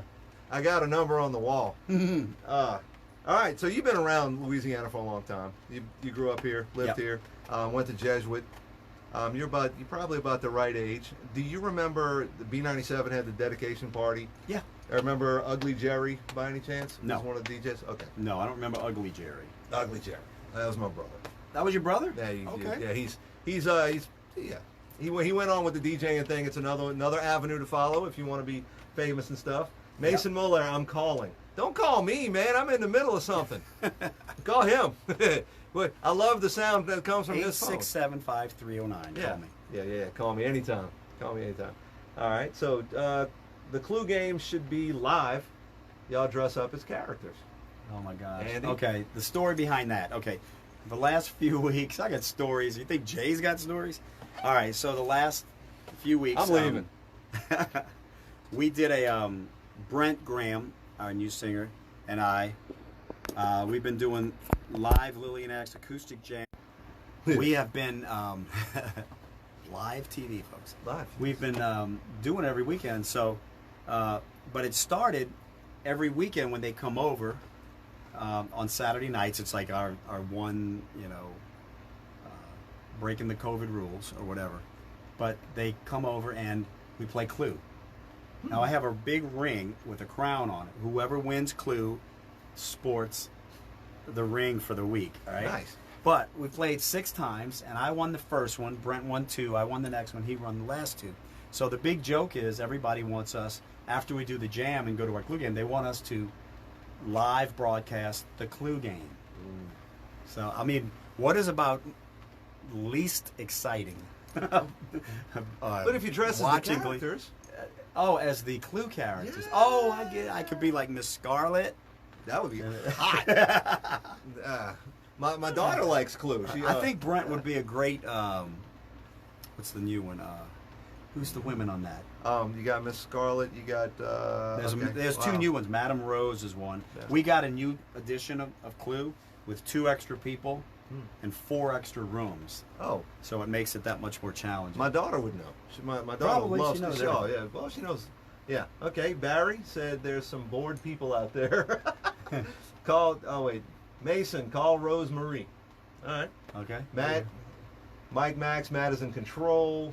The Masquerade show at Harrah's was unique. The Masquerade show. What is that? In Harrah's. Oh my God. Keith Pinnell? Oh, the Masquerade. I'm trying to think of. We did a show. I wonder if that's what he's talking about. We got asked by one of these gymnasiums. It wasn't Gold. I don't know if it was Gold's Gym or one of those big franchise gyms, right? Right. They asked us to do their private party at Harrah's a couple of years ago and paid us a bunch of money to do it. But here's the deal. You know, we go to do the show and it's in the casino and it's nice, but it's their private party, so like 150 people and it's all gym people and what. They were more worried about taking selfies, you know, because it's all these people like big people and the girls like hardly wearing anything walking around so you can see their tan and they're selfieing with each other. We're up there playing Death Comes Tomorrow, and you know, and Misery Loves Company, and they're like nice. taking selfies. I was like, it was embarrassing. Practice. That's one. They got paid a lot to That's practice. one we did for the money. That's Yeah. beautiful. I've seen many a gig like that. My buddy Kevin, he said he did his own makeup. Nice. Yeah, he's probably It's hanging like out Adam with Ant from back here. I can't see. Oh, goody two shoes. Yeah. Yeah, it's probably his daughter got to him, Angel. She's a sweetheart. Yeah, Does your daughter ever put makeup on you? Or she hasn't yet, but she doesn't really know a whole lot about makeup, and we're going to keep it that way as long I as we say can. keep it that way. My wife doesn't wear much. She eyeliner sometimes because Right. she loves them sexy eyes. Mm. Yeah. So Kevin's got sexy eyes too. I mean, look at that. Got them. I can't see it that far from Them here. Kardashian lips. You know what? Let's Oh, open man. this. Is that what that See if we is? can do that. Yeah, look at that. Oh, That's pretty scary. that looks kind of like I mean, look Kim at the Kardashian eyes. a little Look at bit. those Right? eyes. Wow, Kevin. Wow. Yeah, Kevin's drum But set. Kim Kardashian, her beard is a little bit longer than that. Probably. Yeah, a lot of makeup. You skin tones, flesh tones. All right. Yeah. Age of Reason. Dixon. That's Mike. Yeah, from Mike. Age of Reason, right? Okay. Hey, Steve, what's the most influential band for you? Oh, good question. I think probably if I really like just ground it all up, put it in a mixer, each band, and which one had the most in it, would probably be Alice Cooper. He's a genius. Yeah, He's fun. and you know what's great? We got to do 2 runs with Alice Cooper. Did you eat And at I his got restaurant? No, but I got to golf with him. Ooh. I had a connection at the Dallas Cowboys, their private club, and they have their own golf course. And so I got it reserved for us to take Alice Cooper when we were on tour with him, and we were playing Dallas to be able to go through a connection of mine to golf with Alice. Now, I golf about as good as I dance, so Ooh. I just rode in the cart, and it was funny because Alice will get out of the cart and go and grab every ball he finds. Like, I mean, the guy could buy Titleist, and he's like saving. I'm like, why are you doing that? And he goes, oh, these are good balls. You know, there's nothing wrong with these. And so he asked me if I would take his club because he's got the best clubs, right? Of course. And he goes, why don't you go ahead and do a drive and use this club? And I was like, no, I'm going to embarrass myself. He goes, no, just give it a shot. Now, in the past, I've golfed, but if I golf for a few days, I'm okay, right? Sure. I'm not good at all. And so I take it, and I go to swing with this club and hit the ground right before the ball, and, you know, like the cartoon thing that you... Mm-hmm. That happened to me. I was so embarrassed. He goes, do it again. And then I was like, I actually hit it pretty Yeah. good. So, but got to take him golfing. Nice. And what was the original question?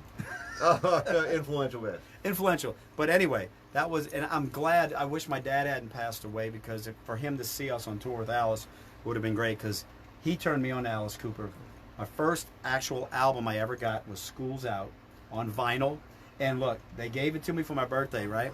So I opened it up, and at the time, the album came with a pair of women's panties on the vinyl, on the record.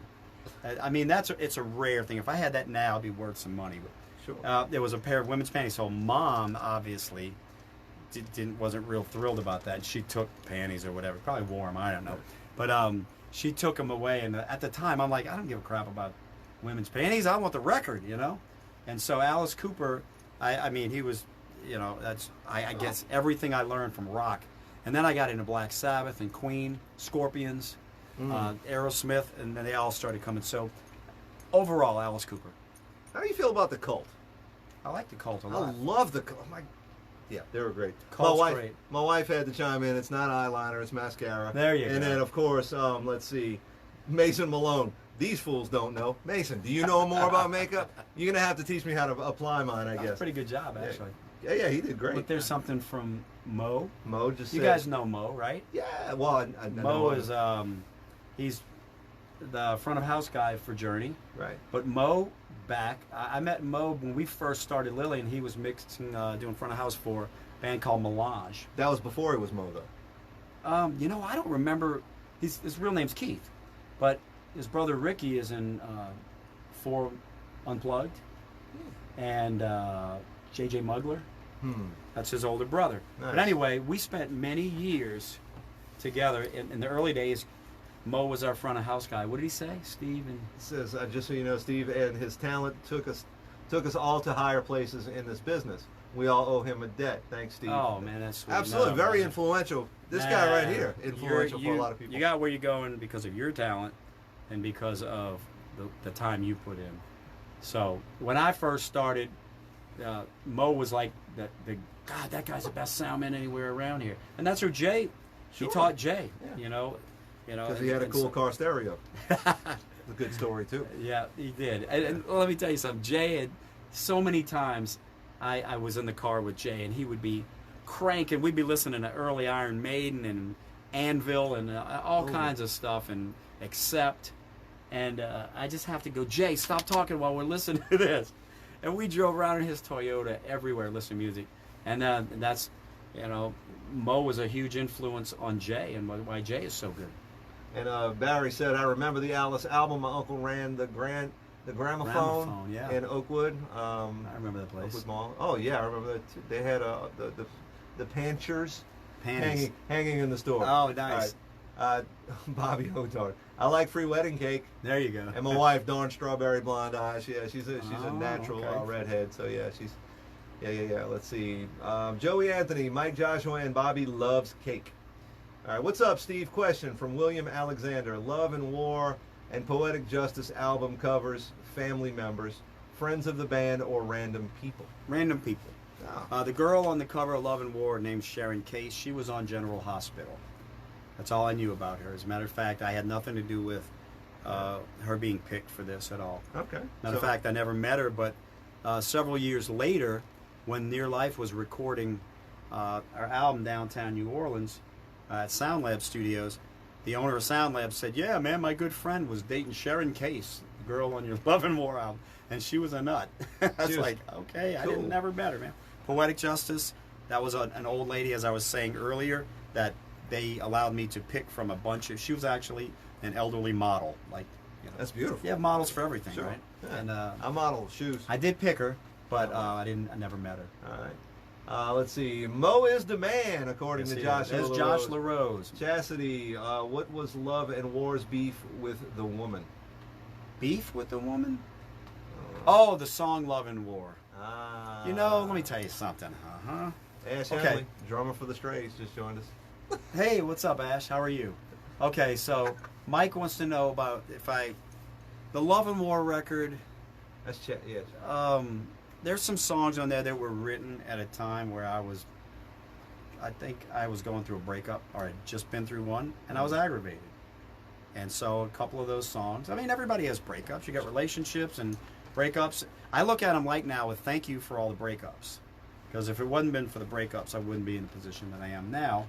But think about it. How many people ever have relationships in the past? They're all breakups. Everything you ever had in your past was a breakup. Until this one, yeah. Right? Until the present one that you're in. So it takes to get that to be. Now, wouldn't you turn down? Think about it. Would you go through some of the things you've been through in the past to get where you are now? I'm like, absolutely. I would go through all the breakups I ever had to be where I am. It's good to hear that you're in a good place, man. I'm in a great place. Especially all this life that you've lived. It's wonderful. You've learned so man, much. Honestly, I feel like I haven't even started yet. John Field, well, you got a long way to go. John Field said, "What's up, Steve? Hello from Peavy."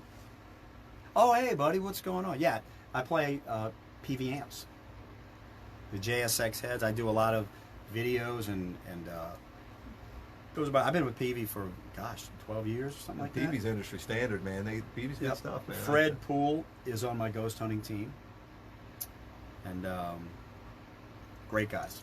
Hey, if anybody at Peavy wants to, sponsor a show There you or go. something. I've already tried that. Okay, I'm just saying. Actually, every time I go up there, I actually fortunate enough to go out and have lunch with Hartley Peavy, the owner, Yeah. and that is a very cool man. He's a legend, and doing what he loves. oh man, he's great. It makes you cool. Yeah. He's really cool. He's also into the UFOs big time. We went up there one time. I was shooting some videos to promote the Viper amps, and he came out of his office. And we started talking about the ghost hunting thing. He goes, "I'll be right back." And an hour later, he came back and he got me 10. He went and burned 10 DVDs of all these like really hush hush, weird UFO interviews and stuff. That's good. Because he's all into that. He's seen UFOs and stuff, and so he gave me all these DVDs with all this cool UFO stuff. Well, Hartley's a great guy. I think I've seen UFOs out in the Boy Scout camp with my kids. It's triangles, flying triangles, doing. I have, yeah. I've seen it. Yeah, and let's see. Love me some Peavy, says Mason. That gave way to awesome music for show. Ghost of Winter is a timeless classic. Thank you very much. Joey Anthony. Thank you. Yes. And yeah, That's my wife, Julie. Really? Oh, look at that. Emoji with Julie. little hearts. Hi, Julie. I don't even know you, and you're sending me. Yeah. Hartley Peavy, a true inspiration, says Mason. Absolutely. Great All guy, right. man. All right. Thanks, Steve. Chastity was always talking about the Love and War album as women hating. No, She is now informed. and she's informed. Got some rock paint. Yeah. No, when you're in your 20s and Angst. you have a little bit of, I can still write songs about breakups, but they would be more geared towards the actual. They didn't necessarily have to be a love, a relationship. It could be a friendship. It could be breaking away Yeah. from anything that's. I find those to be the hardest ones when you friendships, when you lose your friends. Mhm. Like, yeah. That's true. But now, my wife, we broke up a long time ago, and then we got back together. This is our second run together. Good for But you, we dated when we were both like late teens and stuff, and yeah. And I broke up with her, regardless of what she You says. did it? I did. Oh, you mean? I was in a bad place. I started getting depressed, and I didn't like the way Right. things were going. I said, "Look, I'm sorry," but she won't agree to that at all. Let's see. Julie Noonmacher rocks. That's my wife. Josh is saying she rocks. Yes, she does. Noonenmacher. I'm very. Is that blessed. right? Noonenmacher. That's my real last name. Yep. That's your real last name? Yep. I was going to ask you that. I've been Steve Blaze since Johnny Vines penned that name in 1983. 1983. Yep. Oh, man. Right when we first started. All right. So, Terry Donald. Steve, do you still have the guitar painted like the album cover? Me and Michael King got it when you first got it. No, I don't have it. But there's the guy that owns it is an old friend of mine, and he kind of disappeared because he said, "I've got the guitar," and I was like, he goes, "Do you want it?" And I was like, "Yeah, I'll buy it from you." And he's kind of disappeared. So I don't know. I'd love to buy it if anybody knows the whereabouts of that guitar. Have to go ghost hunting that sucker. My wife said, "Lord." She's she I don't know how she puts up with me. I really don't, but I appreciate that she does. My friend Marlon from he's- Texas. What solo do you do? The solo kind of like the EVH Cathedral? What solo? Oh, do you you're do? talking about Poetic Justice on Mercy. That's just it's in the middle of Mercy. There's a thing where I do volume swells with delay on it. So Nice. it's like that repeat thing like Cathedral. And Gotcha. It's called Mercy. Yep. All right, let's see. Your wife says, "Happy late birthday, Josh." Yep. It's Josh's birthday? Last week or Last so. week. Okay. Happy birthday, Josh. Thanks for tuning in. Look, Josh got a Yoda cake, and we're big Star Wars Like the fans in my house. new little baby from the No, I got Mandalorian. that. I got okay. that. Okay. Do you know what pop vinyls are? Yeah. I collect pop vinyls. My wife and I. Yeah. She got me into it, and we have tons of them. Oh, my and daughter. we just got the baby Yoda. Oh, That's see, we're a Star Wars family. yeah, My little same one, here. my little one's favorite. My daughter, who's 7, Right. 6. Jesus, my daughter, who's 6. Her favorite Star Wars movie right now is Revenge of the Sith. She loves the opening space battle when they fly, Oh. which is amazing to me. I think that might be my wife's favorite one too. We have a thing on it. She's sympathetic towards Darth Vader, and I call him the baby killer. So Oh yeah, I just he killed younglings. I know. So we always joke around about that. But yeah, he got a Yoda cake. Yeah, the happy late birthday Yoda cake. There you go. Let's see. Yes, thank you, says Josh. No All right, problem. Josh. Yoda's the man. Little green Cuisinart, man. He pulls spinning, and yeah, I get excited about Star Wars. That's for sure, because all my kids love Star Wars, and we My wife's just starting to get into it. She never really was into it, but she likes the original 3, 4, 5, and Yeah, 6. yeah. So I all think right. those might be my favorite. I liked, I liked them all. The one that just came out, the most recent one. What was Right, it? The last? Rise of Skywalker. Yeah, Oh, yeah, yeah. I thought that was very well done. You think so? Yeah, I liked it. I wasn't that big a fan. The visually stunning, absolutely. Yeah. All right, so Steve, will we see Brian doing his makeover with his daughters? I doubt it. Should do that we on had your a- show on your Yeah, podcast. people were talking about doing different things on our live broadcast. Like last week, right before Brett and I did our jam, we did Steve Blaze Chinchilla King, where I took people through my house and showed them all my pets. And so, You have a chinchilla? I have 2 chinchillas, 2 lizards, a bearded dragon, a crested gecko, 2 cockatiels, Nice. a Siberian husky, 3 cats, 2 long-eared rabbits. I said 2 chinchillas, right? You got your own arc, right? Yeah, and I got another pet coming. You know what a Maine Coon cat is? I do not. A Maine Coon is the largest breed of cat.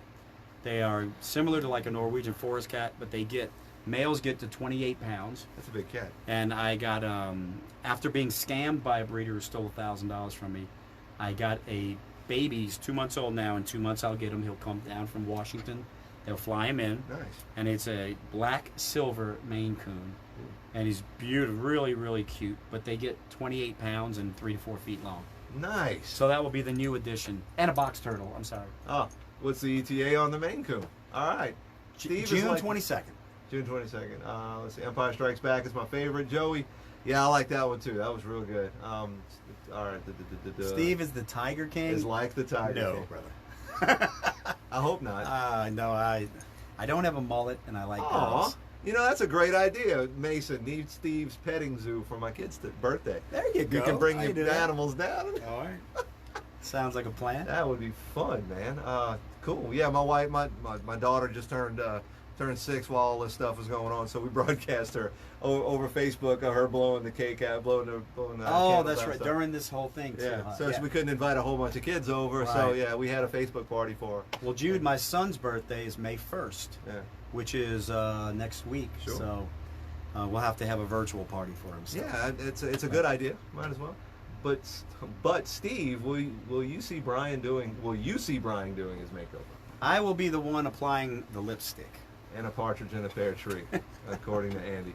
Oh man, You see, you never know what Andy's going to come up with. It's always. I have been enjoying his little interjections. Oh, wait, just give him time, man. He's hilarious, man. I can't wait to meet him in person.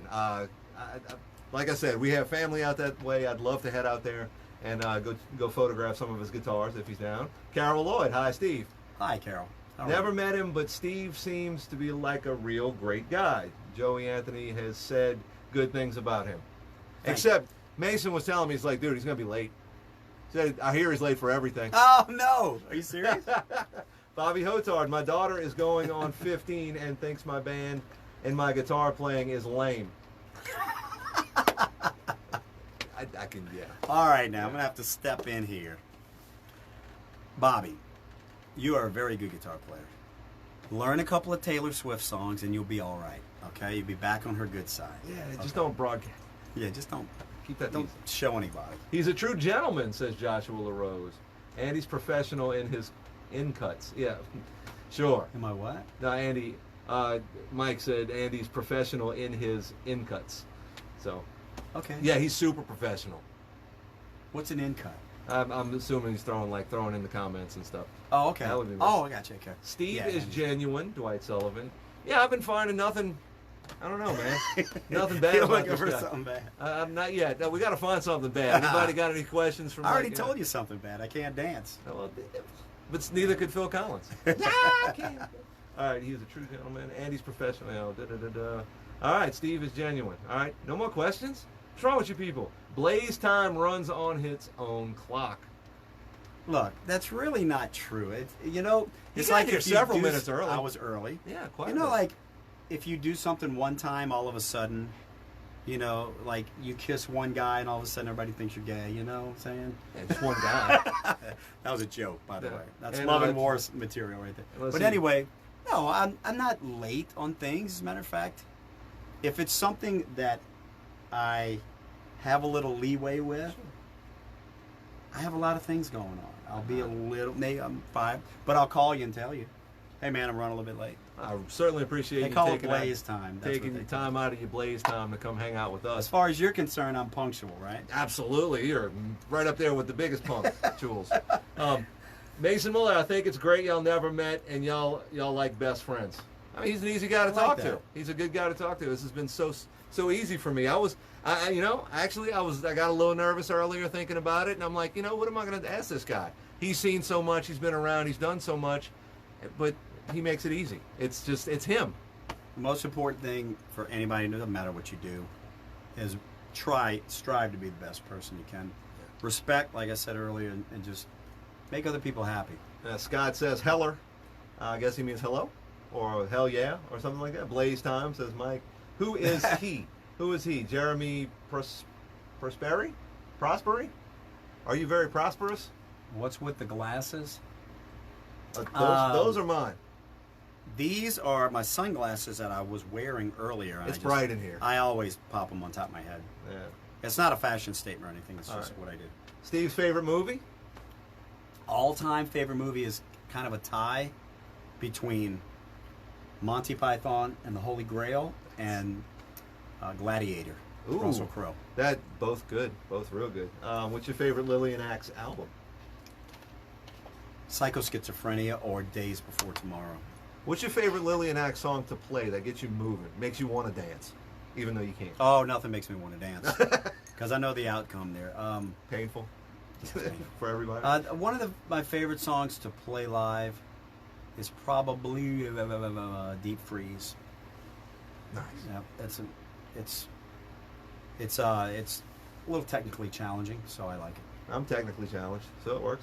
Let's see. Favorite guitar player? Favorite solo? Favorite guitar player? Favorite guitar player all around is probably Brian May from Queen. My favorite solo Yeah. that I ever recorded is probably the solo on She's My Salvation on Poetic Justice record. Nice. If you could pick only one Lillian song to be remembered by, what would it be? Ghost of Winter. Ah. Nice. All right. What band are you in? Me or him? Who's asking that? Jeremy. I think Jeremy is brand new to this. I Okay. am in a band called Lillian Axe, And I'm not in a band. and I also have side project Sledgehammer. Sledgehammer rocks. And- it's awesome. Lillian Axe is we're the first hard rock band to be inducted in Louisiana Music Hall of Fame, and we have 13 releases and 10 studio albums, and a new one coming out this year. How many decades have you put music out? 4. 4. Still putting music out too. Still rocking. If you go to a Lillian Axe show, you will not be disappointed. And if you want, if you're interested, go check out. Just pull up YouTube and pull Lillian Axe up, and Yeah. there's stuff from 1980. Look for the tight pants. Those They're are all my tight those now, are my too. favorite songs. I grew up with that stuff. Well, kinda. I'm not that much younger than him. But let's see. Hell yeah, Mason Molaire. What band are you in? I'm new. All right. Well, Good. welcome, Jeremy. Welcome in, Jeremy. Yeah. Are Let's you see. in a band? What's the name of your band? Let us all know. We'll start talking with you as well. I'm gonna check it out. Please and thank you. One more time. Tell me where in Creepshow you got the name Lillian Axe. I can't find Okay. it. All right, right at the beginning, there's a little boy. I think it's at the very beginning where they're just kind of introing the movie, and there's a little boy sitting in his bedroom, and he looks over, and there's this. It looks like a bridesmaid. It's a skeleton with a veil on it in his window, and we had just seen the movie Creepshow, and I was on my way over to Rick Bohr's house, and I was just all inspired, and I just came up with it. Wanted a creepy old lady like that. What would her name be? And I did Lillian, and then Lillian Axe. It just flew off my tongue. I was at the corner of Houma Boulevard and Veterans at the red light when I came up with it. Beautiful. I remember it that succinctly. All right, so let's see. Joshua LaRose said you're going to dig it. Are we going to dig Jeremy's band? Is that what you're saying? You know who Jeremy is? All right, Andy Malnar, and a solo album. You do a solo I have a album? solo album. Yeah. I don't know if I'm going to do another one anytime soon, but I have one out there. My next solo record will probably be like my first one was not what you would expect. It's not a guitar wank album, even though I have a couple of songs that I do, just have some fun with. But I'm all about the songs. And my next one may be just like a Johnny Cash type record. You know, songwriting, acoustic guitar, and singing. And Scott Sonnier says, Mr. Lusto, I need you to get in touch with me when you get time, sir. And I will, I promise. Not sending Steve a pic of me. I'm still running incognito. Okay, wonderful. Let's keep it on the hush hush. He's gonna dig Lillian. Oh, okay. Yes, you're definitely gonna dig Lillian. All right. Clicking off, brother. Mason, thanks for tuning in. Thanks for stopping by and giving us the cool merch. Silver Dose, thank you very much for the Good stuff. job. Yeah. Thank you very much. Hey, thank you for the koozie. Yes. He's a very thoughtful Appreciate guy. it. We'll see you soon. He's a pretty young dude. He's 24, but he's got some chops for sure. Good. We had a little bit of fun. I got to know him Let's today. get as him in well. on the jam then. There you go. Absolutely. Let's see. Marlon, what'd you say? Oh, so they don't say Lillian Axe in the movie. No wonder I couldn't find it. Right. No, that came from my brain. Any resurgence of near-life experience? Probably not. Not anytime soon. Lillian's got too much going on. I got to get this new record out. All right. Thanks for having me, y'all. Brian Jones, thanks for having me, y'all. Great guys. Oh, well, thank you. Thanks for having us, Brian. I have this feeling he's not talking, but never mind. Man, that was always fun. He always has some good comments in there too. It was great. So, yeah, man, cool. How was the drive over? Easy. Somebody had texted me and said the weather was supposed to be real bad. Was that me? Because I told you to be Oh, careful. that was you. I said drive That safe was because it you. was bad at the time. It was very bad at That's the time. what it was. I remember like, dude, somebody, but I was like, Yeah, we're take okay. it easy. Try to take your time. Yeah, I'll be fine. You rock, Stevie. Thanks. Thank you very much, man. I appreciate that. The new record is going to be amazing. Of course it is.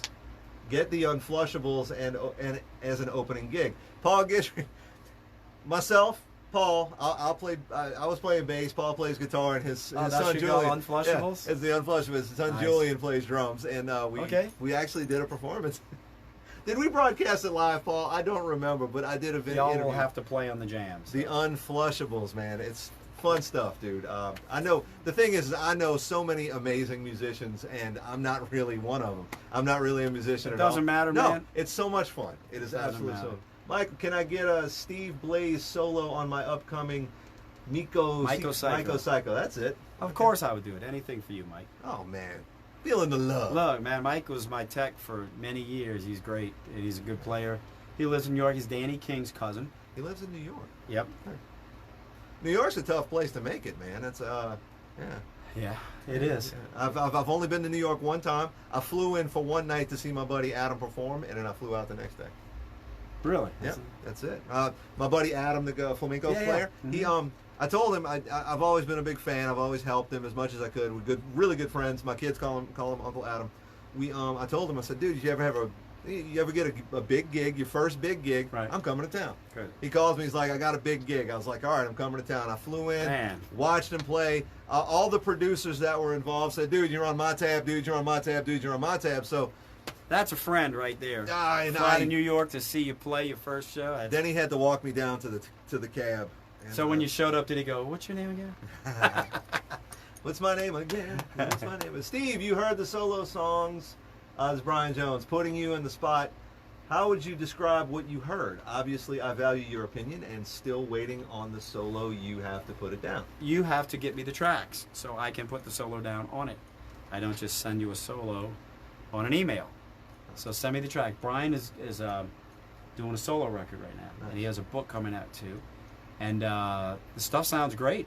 I've only heard like 3 songs, but it sounds great. But Brian is not only a great singer, but he's a very good guitar player too, and good writer. So, and I've been pushing him to get his band together, and I hope the guys that are recommended to you are working out. Wonderful.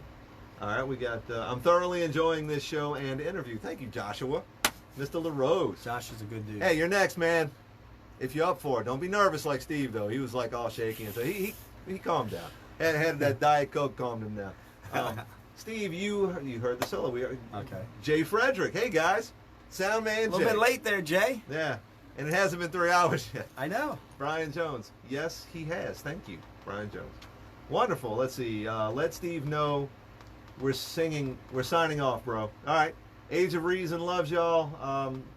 Stands with y'all. I love y'all. Thanks, bro. brother. Support all. Okay, support Appreciate local you, talent. man. Local talent's where it's at, and we're gonna do that. That's what Thank we're you, trying Mike. to do. Yep. Push it, push it, push it. Joey Anthony, I bust the radio station's chops around town for not playing Lillian Axe. I call and text at least 3 times a week. It Thank makes you. me mad. Keep it doing there. Look. If I had a nickel for every time I was told in the last 30 years that Lillian Axe was the most underrated band in the world, we wouldn't be underrated. You know, Yeah. I've heard It's like- that's all over the world forever. Yeah. But you know what? We do what we do. There will never be another band like us and what we do, and that goes for everybody out there doing your thing. So you get involved in your thing and you just push and you do the best. And we've been very blessed. We have fans all over the world. It's been a great thing, and we're it's not an easy world out there. You know, like, you kind of one of the things that kind of, if I had pet peeves, is that the city on the whole has never been very supportive of the rock scene. Okay, even back in the day. I mean, look at how many great rock bands come out of Louisiana. Zebra, Yeah. you know, Lillian Axe, Crowbar, and there's so many other bands that never got to put records out, but were, you know, back in the day, the Razor Whites, Victorian Blitz, the Hagans, and there's so many of them. No, Dark August, and all these guys that were bands, and we created a scene. We never got any support from the local news or the publications. But if you were a blues guy playing on the street corner with a bucket and a banjo, as long as you were doing Zydeco or, you know, jazz, Yeah. you were all over the place. So it's kind of a, you know, we did it without your help. Thank you, you know, local New Orleans press. I remember doing an interview for the Times-Picayune once, and the guy interviewed me. It's like talking about the last time he saw us, and it was like 15 years before, and he was talking about that show. I'm like, if you're going to interview me, do you think maybe you should have done your homework? In the meantime, I've sold hundreds of thousands of records, and you're talking about what, like, we have never been signed, and I have 5 albums out. Yeah, that's disrespectful and not very honorable. You know, when you're interviewing somebody, learn about who you're talking to. Absolutely. I did a little Absolutely. bit of homework. I did a little more. And it didn't take long to get to know this guy at all. He's an open book. He's really cool to talk to. A lot of fun. Joey Anthony, you have loyal fans. We stand behind Lillian. Thank you very much. That's what it's all about to me. Yes. And Todd Michael. Oh, dude, look at Poppy from what's the name? Trolls. The Trolls, Yeah, there's my- a new Troll movie out. Yeah, it was on tour or something. Yeah, I gotta watch that. Hard rock metal was loyal fans though, regardless. It's all about fans. Yep. It really, it always has been, you know. City's always had their double standard. You know it, Joey? Yeah, Brian He's right. Jones. So happy to have been a part of the legacy known as Lillian Axe. Something I'll die cherishing, and the great opportunities that came along with it. And the fact that I'm still involved and part of the family is just remarkable. I'll always bleed Lillian, and thanks to everyone who has always supported the band, and to all the venues. I still talk to and hear amazing things about. You guys keep the axe chopping. I like that. Brian's left us after 10 years, but he's still booking the band. So, as a matter of fact, like I told you earlier, we just got put on a really big festival that for September. So hopefully that will go through. Excellent. Heard a lot of good stories from Jay, Mike, and Steve. Thanks, Todd. Excellent. Yeah, just well, you know how Jay And is. a lot of them, we were all with each other. in the Absolutely. stories, you know, which is cool. Yeah, very, very much so. And yeah, Steve verified a lot of what we heard from those two guys. Some of that stuff we heard from them is still kind of questionable. But, you know, I mean, let's see. Lillian deserved a lot better. Absolutely. Hey, Steve, Darren Foreman isn't here, but I state in his place. We love y'all. Thank you very much. Look, William's asking, most memorable venue Oh. you've ever played live? Wow. Besides the There's awesome so Saturday many night of them, man. I can tell you a few of them. The Hibiya Theater in Tokyo I was telling you about earlier. Beautiful. The JPAC show we just did in January was fantastic. Probably the Monsters of Rock cruise, which we've done 4 times, and we're on again next. We're on next year too as well. Nice. But there's so many great. You know, it's not almost about what the venue looks like on the inside. It's the vibe and what's going in. And we've done so many great ones. So it's not what's on the inside that matters. I get it. when you're talking about venues. Yeah. Like I said, some Absolutely. of the dressing rooms have been the most atrocious Yeah. and the nicest places, and vice versa. Yeah. Now, when Jay was on, I was doing something kind of silly when Jay was on, and I don't think he knew what it realized what I was doing. All little hearts and thumbs up that pop up on the side. I'm Right. sitting over here while he's talking, and I'm just I'm biting them while I find myself.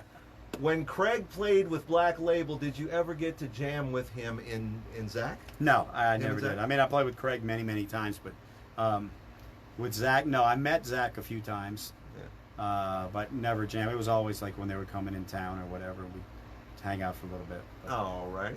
Let's see. Micah said something. Micah's another guitar player, singer. Let's see what he had to say, if it'll open for me. My computer runs kind of slow here. I got it hardwired. I hardwired the internet into Cool, here. cool. But How big is this building? It's like 20 by 12. 12 by 20, yeah. Yeah, it's a standard one-car garage. Let's see. No, that's cool. Gotcha. I'm getting ready to get one in my yard, 12 by 20. So if that's It's about the same size. that's yeah. awesome. Dude, this rug that's right here that Mhm. dampens a lot of the sound. Right. Free. Craigslist. There you go. Man, oh yeah, I put some effort Man, into this it. is great. I had to get creative with some of the things. 'Cause I like it. We're on a very tight budget, and yeah, we're doing the best with what we have, and hopefully one day. Let's see. Amit's show at Central Sports Bar was a really good show, considering Steve wasn't himself. You treated me well back in the kitchen, I guess, instead of back room. Oh yeah, our dressing room was pretty much connected to the kitchen. That's when I was really sick. That's when Joey's wife prayed with me. That was That's very nice. That's the last show that we've done. That's a very inspiring story. More people Yeah. need to be that way. I was very honored. Yeah, absolutely. Man, I'm honored here tonight. Thank you so much for coming in. This has been My pleasure, man. We still got a bunch of people watching. I mean, it's not like breaking the bank numbers, but man, this is really cool. A lot of people have been interested in hearing what you have to say. A lot of good questions coming from over here. Sick, Mike says. Yeah. So great show. He was there. Yeah. A lot of good questions came from the Peanut Gallery. Thanks, Andy. Oh man. Good. So it's 8:42. Okay. I'm good. You good? I'm good. What? Can I say a couple of real quick? Please and thank you. Support this man. Aw. Support this show. Okay. Not only is he, in the little bit I've known him, very honorable guy, but he is also passionate about what we're doing here, what he's doing here, and what I can do to help be a part of it. So a lot of musicians that should come on the show and probably would love to come on here. Yeah. If we could do a jam sometime, like I said, I'm in. Count me in. Yeah. And just a couple of quick things, if I can do my little plug. Absolutely. Plug away. Saturday night, 9 o'clock, me and Brent do live Lillian Axe acoustic. And it's electric and acoustic, but just the two of us. And in my man cave at 9 o'clock. And Sunday night, every other Sunday, 7 o'clock, is the Love and War Show. Episode 28 this Sunday night. And new Lillian Axe record out hopefully end of the year. It all depends on what happens with this mess we're in. But we are continually working. Guys out there, please be safe. I think, if I might say, I think we're going to ease our way into getting out of this situation, but it's a wake-up call for things that we should be doing regardless, like washing your hands and sanitizing and being aware of your surroundings. Yes. Cleanliness is next to godliness. So I think at the end of this, if we start to take some of these massive ideas and put them to use, we're going to all be better in the long run. And look, I know it's very difficult to trust anyone on TV, the news outlets, and that, but we're all smart enough to take what's being said and fed to us, and just smart enough to make your own decisions, okay? One of the things that bugs me the worst is when I hear people say, I don't like the president, and you ask them why, and they say, because I just don't like the way he looks. Wrong answer. If you're going to make a decision on who you want to vote for, leaders, look at what they have done. Listen to what they say. Listen to a man who has God in his heart and cares about his country. That's who I want. I want the people I can trust. I don't care if the guy has 3 heads and 4 legs. If he cares about the country and you believe it, that's your guy. Okay? Trust each other. Be good. And remember, it's God, family, and then you third. And I'm done. Common sense. which isn't very Common common sense. anymore. Respect. If you don't have a whole bunch of common sense, talk to somebody that does. Maybe they can help you survive. Like this guy. Like this guy. I mean, are you kidding me? This guy's a genius. I'd say Alice Cooper's a genius. Yeah, I don't know him that well, but then again, I don't know you that well either. He's a genius. But thank you everyone for tuning in and supporting this little venture we have here. And as far as the local music scene goes, I got some great ideas coming. We're gonna pump them. We're gonna try to. I'm willing to say this one out loud. I'm ready to do an underground punk rock thing, and I've been talking to some people about it, and it seems like we might have something. We might be onto something, but hopefully we'll get there real soon. Hopefully everybody gets back out real soon and start living their lives like we used to, or somewhere close. Absolutely. So, and thank you for having me, brother. Beat me to the punch. Thank you for being here. I really appreciate it, man. It was very nice getting to know you. Good meeting you finally, and man. Take care of each other out there. If you're drinking, don't drive. If you're driving, don't drink. And take care of the ones that do drive for you, because they are taking care of you. Y'all have a wonderful evening. Thank you. Good night. Great show. Thank you. Oh, man, this is wonderful. And you know what? I get to do my little thing that I always like to do, get right here in front of the camera and say, this has been What's in the Pot. What's in the Pot. Y'all have a good night.